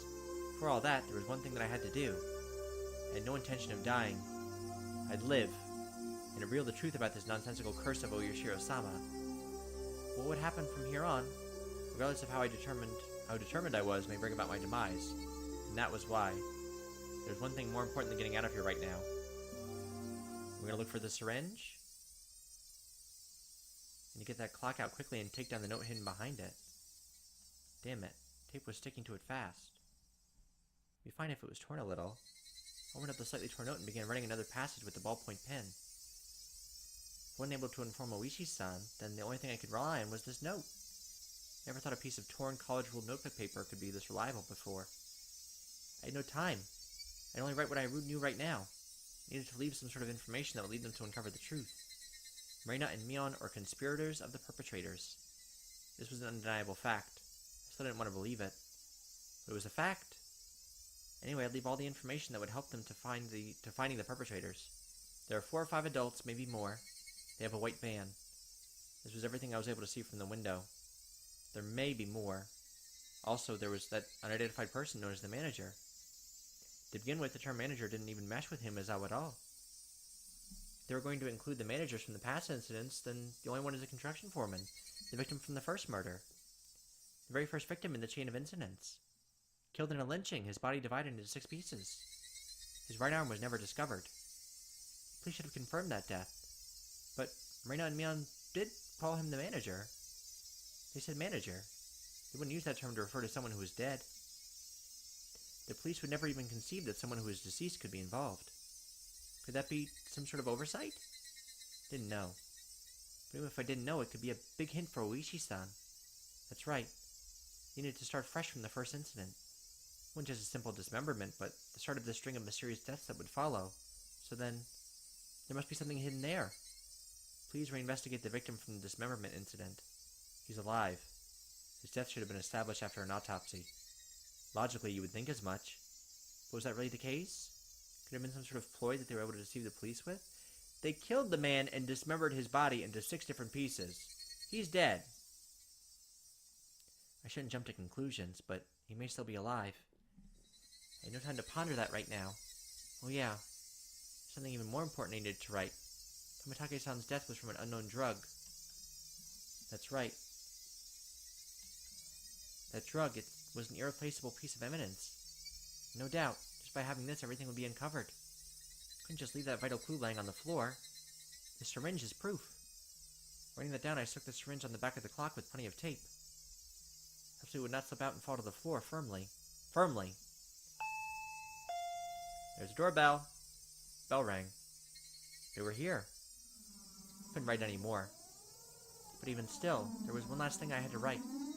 I have no idea what has become like this.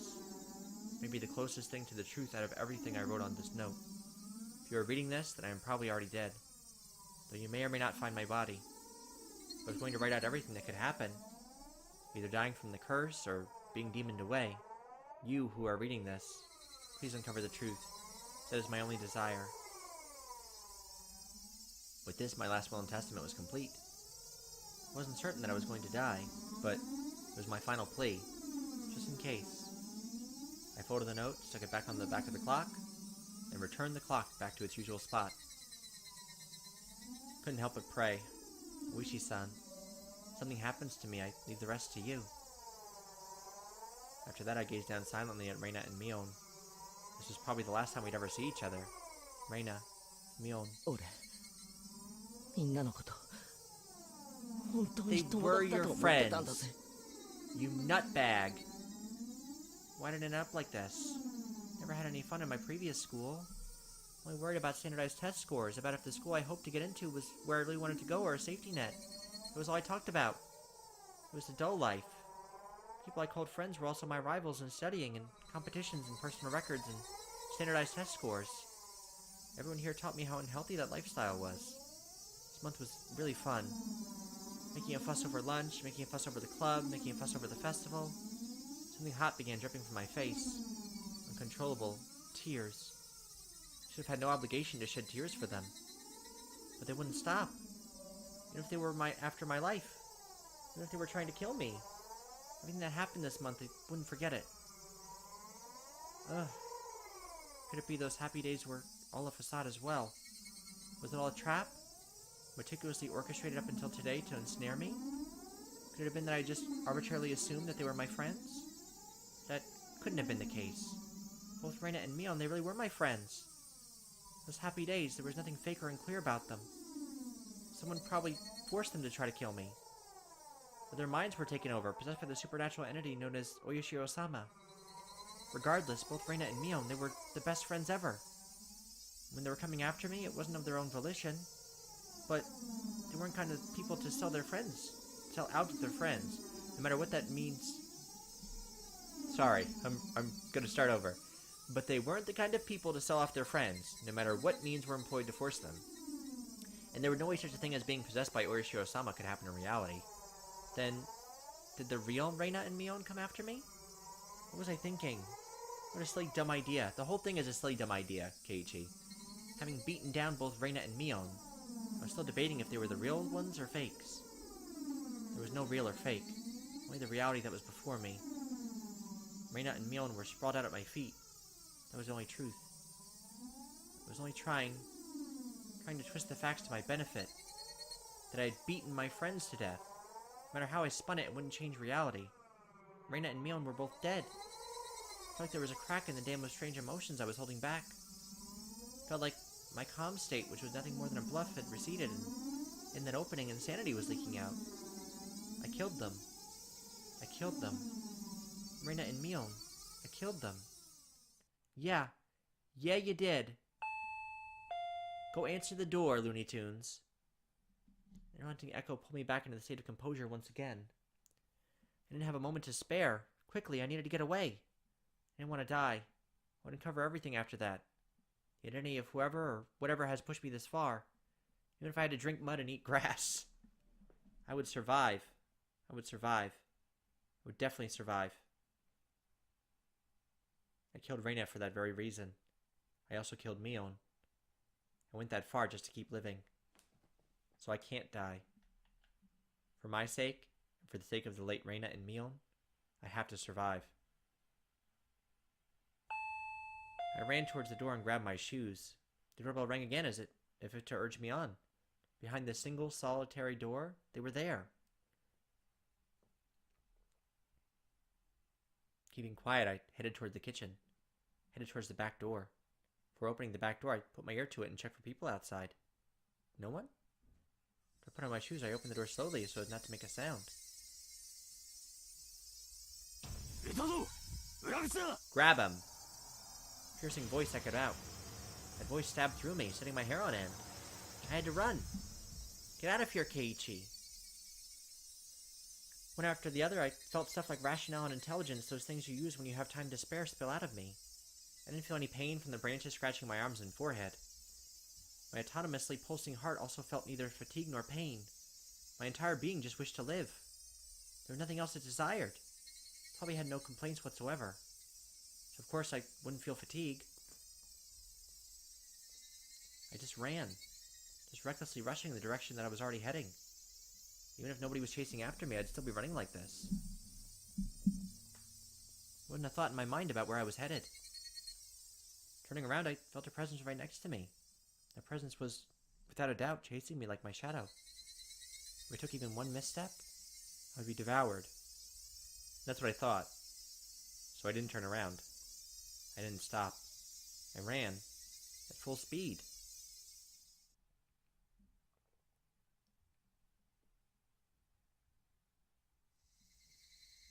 Quack, quack, quack, quack, quack, quack, quack, quack, quack.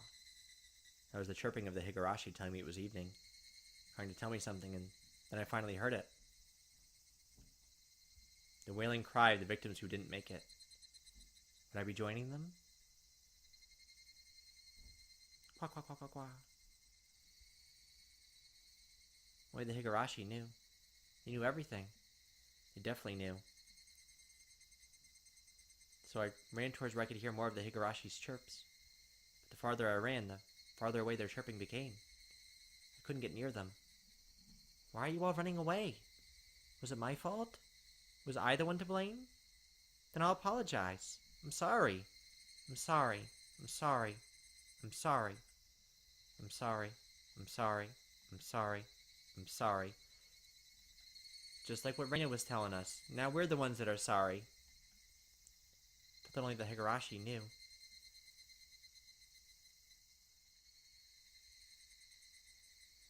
Oh boy.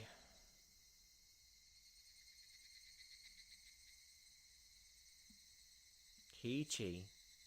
Kid, you are killing me. Chased by shadows, I got an achievement. Not that I feel good about it. The smoking room was filled with a cloud of cigarette smoke. The expensive smoke filter gave off some crackling electric noise, but it didn't seem like it was doing anything at all. Why do smokers have to be shoved so far down this corridor where the sun didn't even reach? I recalled hearing that the tax revenue from tobacco was about 1/10 of the municipality's revenue. We were the most heavily taxed members of this municipality, so I really wish they'd show us a little more respect.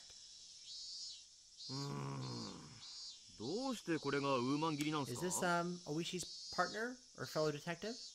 街が狭くなっちゃうっすよ One of the younger detectives was having a staring contest with the Mahjong magazine called Next Turn. ウーマン切ってもテンパイ崩れませんから海底にかけるなら両面で受けた方がチャンスあるんじゃないですか I've never played Mahjong. I have no idea what the frick he's talking about. クマちゃん、川を見てください。ウーマンは全員切ってますから安牌なんですよ。終盤で K 点に走った誰かがダマで待ってたら嫌でしょ I know I'd hate that. I'd hate to be sitting on Tenpai. I have no idea. Kid let out another groan, put out a cigarette, and took out another one. 納得いかないっすねわざわざ自分で当たり牌減らすなんてちなみに海底で当たり牌出しても論しちゃダメですよ。えどうしてですか Just then I heard a voice coming from down the hall. 大石さん、いますか？一般の方から凱旋です。 Is it Keiichi? ありゃ、こりゃどうも。それじゃ、ちょいと失礼。He's gonna be calling Oishi raving like a lunatic. Help! I killed them! I beat them with a baseball bat. It was self-defense. ああ、待ってくださいよ、大石さん。Man sitting in the seat Oishi-san was heading towards waved at the telephone receiver. 凱旋です。講習から。ああ、どうもすいません。お待たせしました。大石です。もしもし。大石さんですか？もしもし。前原さんじゃありませんか。どうもどうも、こんにちは。From the tone of Maibara-kun's voice, I already knew he was in a predicament.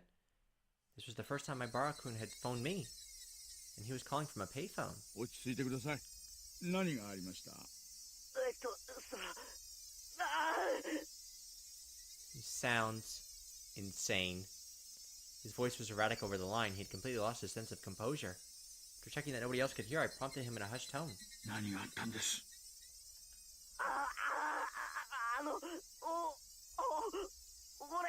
落ち着いて前原さん。今そこに近場の警官を行かせます。私もすぐそっちに行きますよ。Yeah, lock him up. 多分無理です。 His voice was quivering and hoarse. He wasn't surrounded by people even as he was making this call, was he? 前原さんは今公衆電話からかけてますよね。どこの公衆電話ですか？ There were no other sounds besides Maibara-kun's voice. It had to be a phone booth. I scratched out a note and thrust it at my colleague sitting across from me. Hinamizawa, phone booth. He understood quickly and hastily started on the internal lines. Oh, they're trying to trace the call. 落ち着いて前原さん。今どういう状況なんです？ It was best practice to avoid flustering someone panicking, but this was an urgent case. Maibara-kun didn't just get in trouble, get away, and then call me. He was in the midst of something dangerous right now. But yelling at Maibara-kun right now would just needlessly cause him to be even more frantic. Maibara-kun wasn't just calling to seek help. He was trying to tell us something more than that. Whatever that was, if I didn't get it from this call, I was certain there would never be another chance. Only one booth in Hinamizawa. Patrol car's on the way. 5 minutes. かかりすぎです。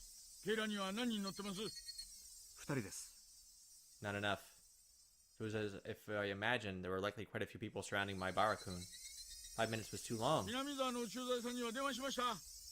定時巡回の時間です。家人は留守で連絡不能。そう。熊ちゃん、車を回してください。了解っす。もしもし、大石さん。もしもし、大丈夫です。ちゃんと聞こえてますよ。There was something wrong with Maibara-kun. It wasn't a normal coughing sound. Vomiting? Or was it blood? Had he already been attacked? Was he injured?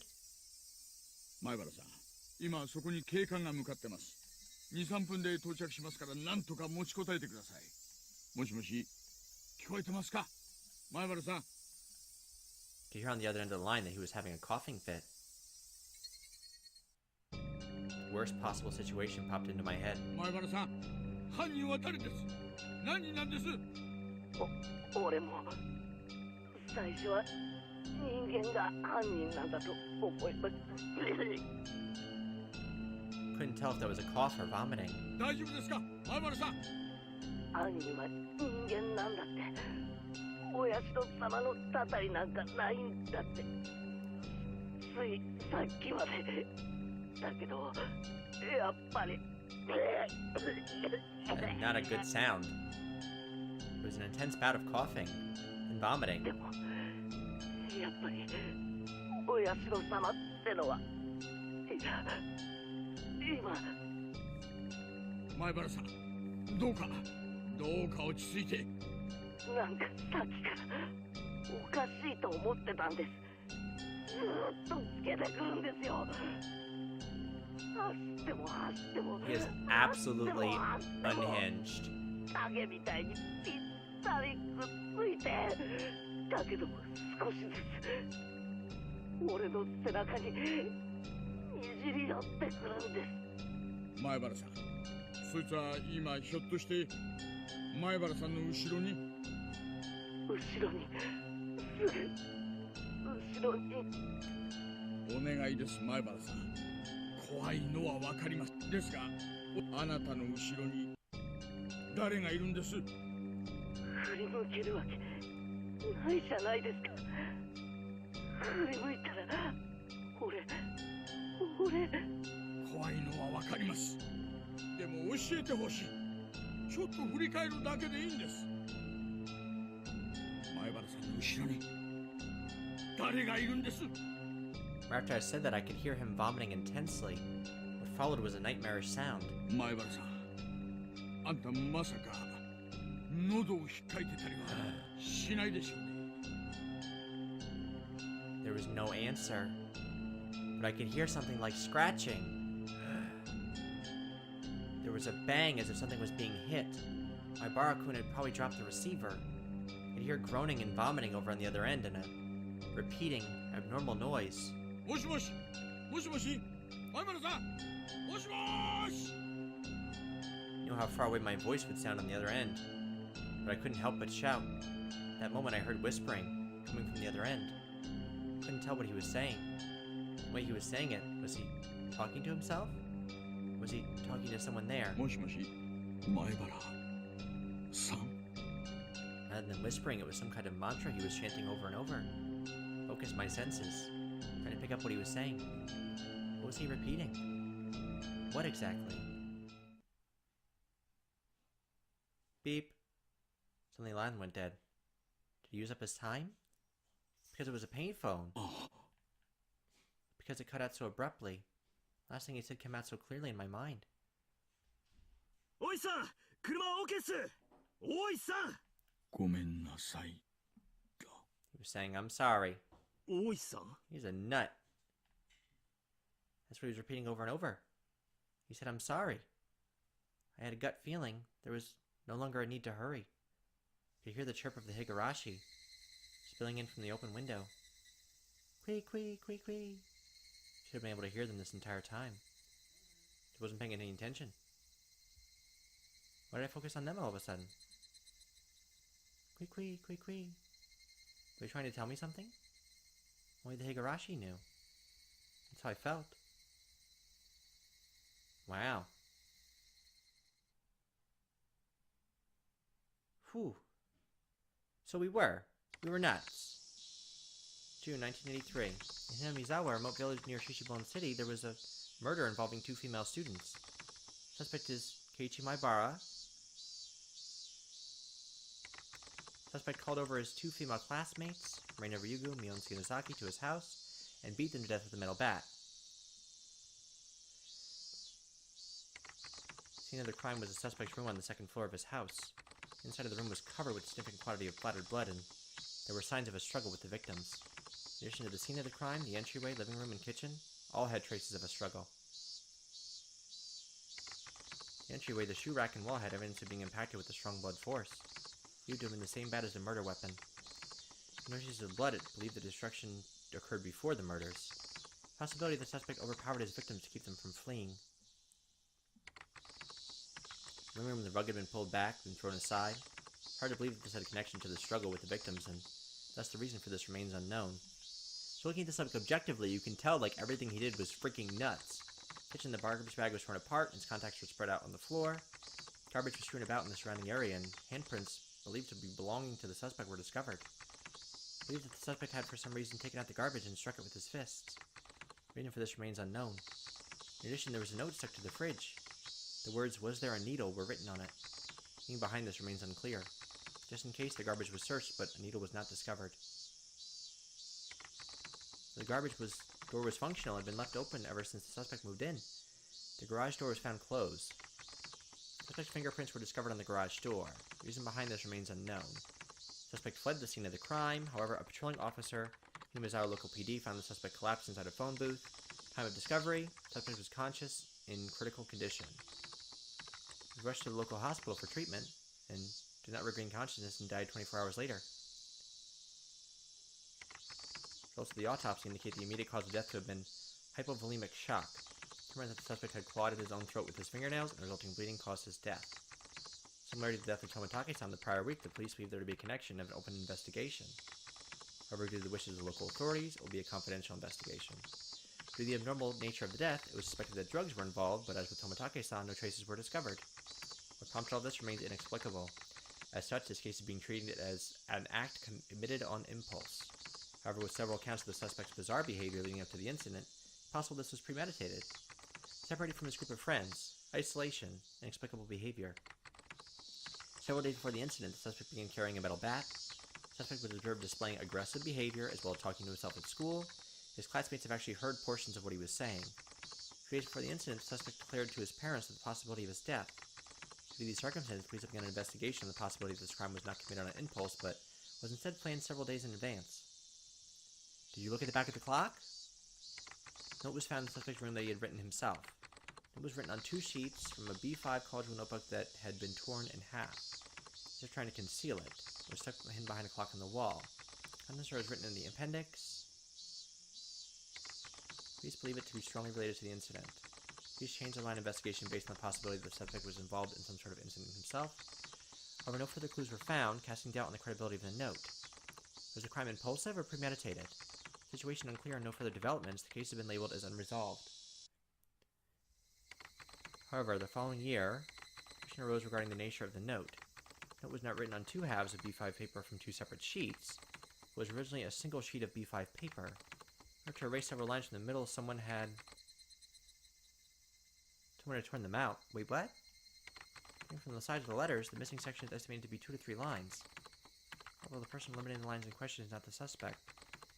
In addition, judging from traces of large quantities of cellophane tape being stuck to the back of the clock, suspicion that something other than the note was stuck in there has arisen. Wait. What? The person who first discovered the crime was a detective rumored to have a connection with the incident. Corrado Uishi. He underwent voluntary questioning but denies involvement in any damages to the note. Somebody tampered with our note and took away the syringe. I don't know why they are after my life. I do know is that it has to do with Oyashiro Osama's curse. No one conspires with perpetrators. 4 or 5 adults, maybe more. They have a white van. On the first sheet, section below has been ripped out. This is on the second sheet. Section below this has been ripped out. Idea why it has become like this. Reading this, then I'm probably already dead. You may or may not find my body. You who are reading this, please uncover the truth. My only desire. Ichimaibara. So what did they remove? The part about the dam construction? Right? He wrote a line that's saying that please investigate the first murder about the dismemberment. About the manager, right?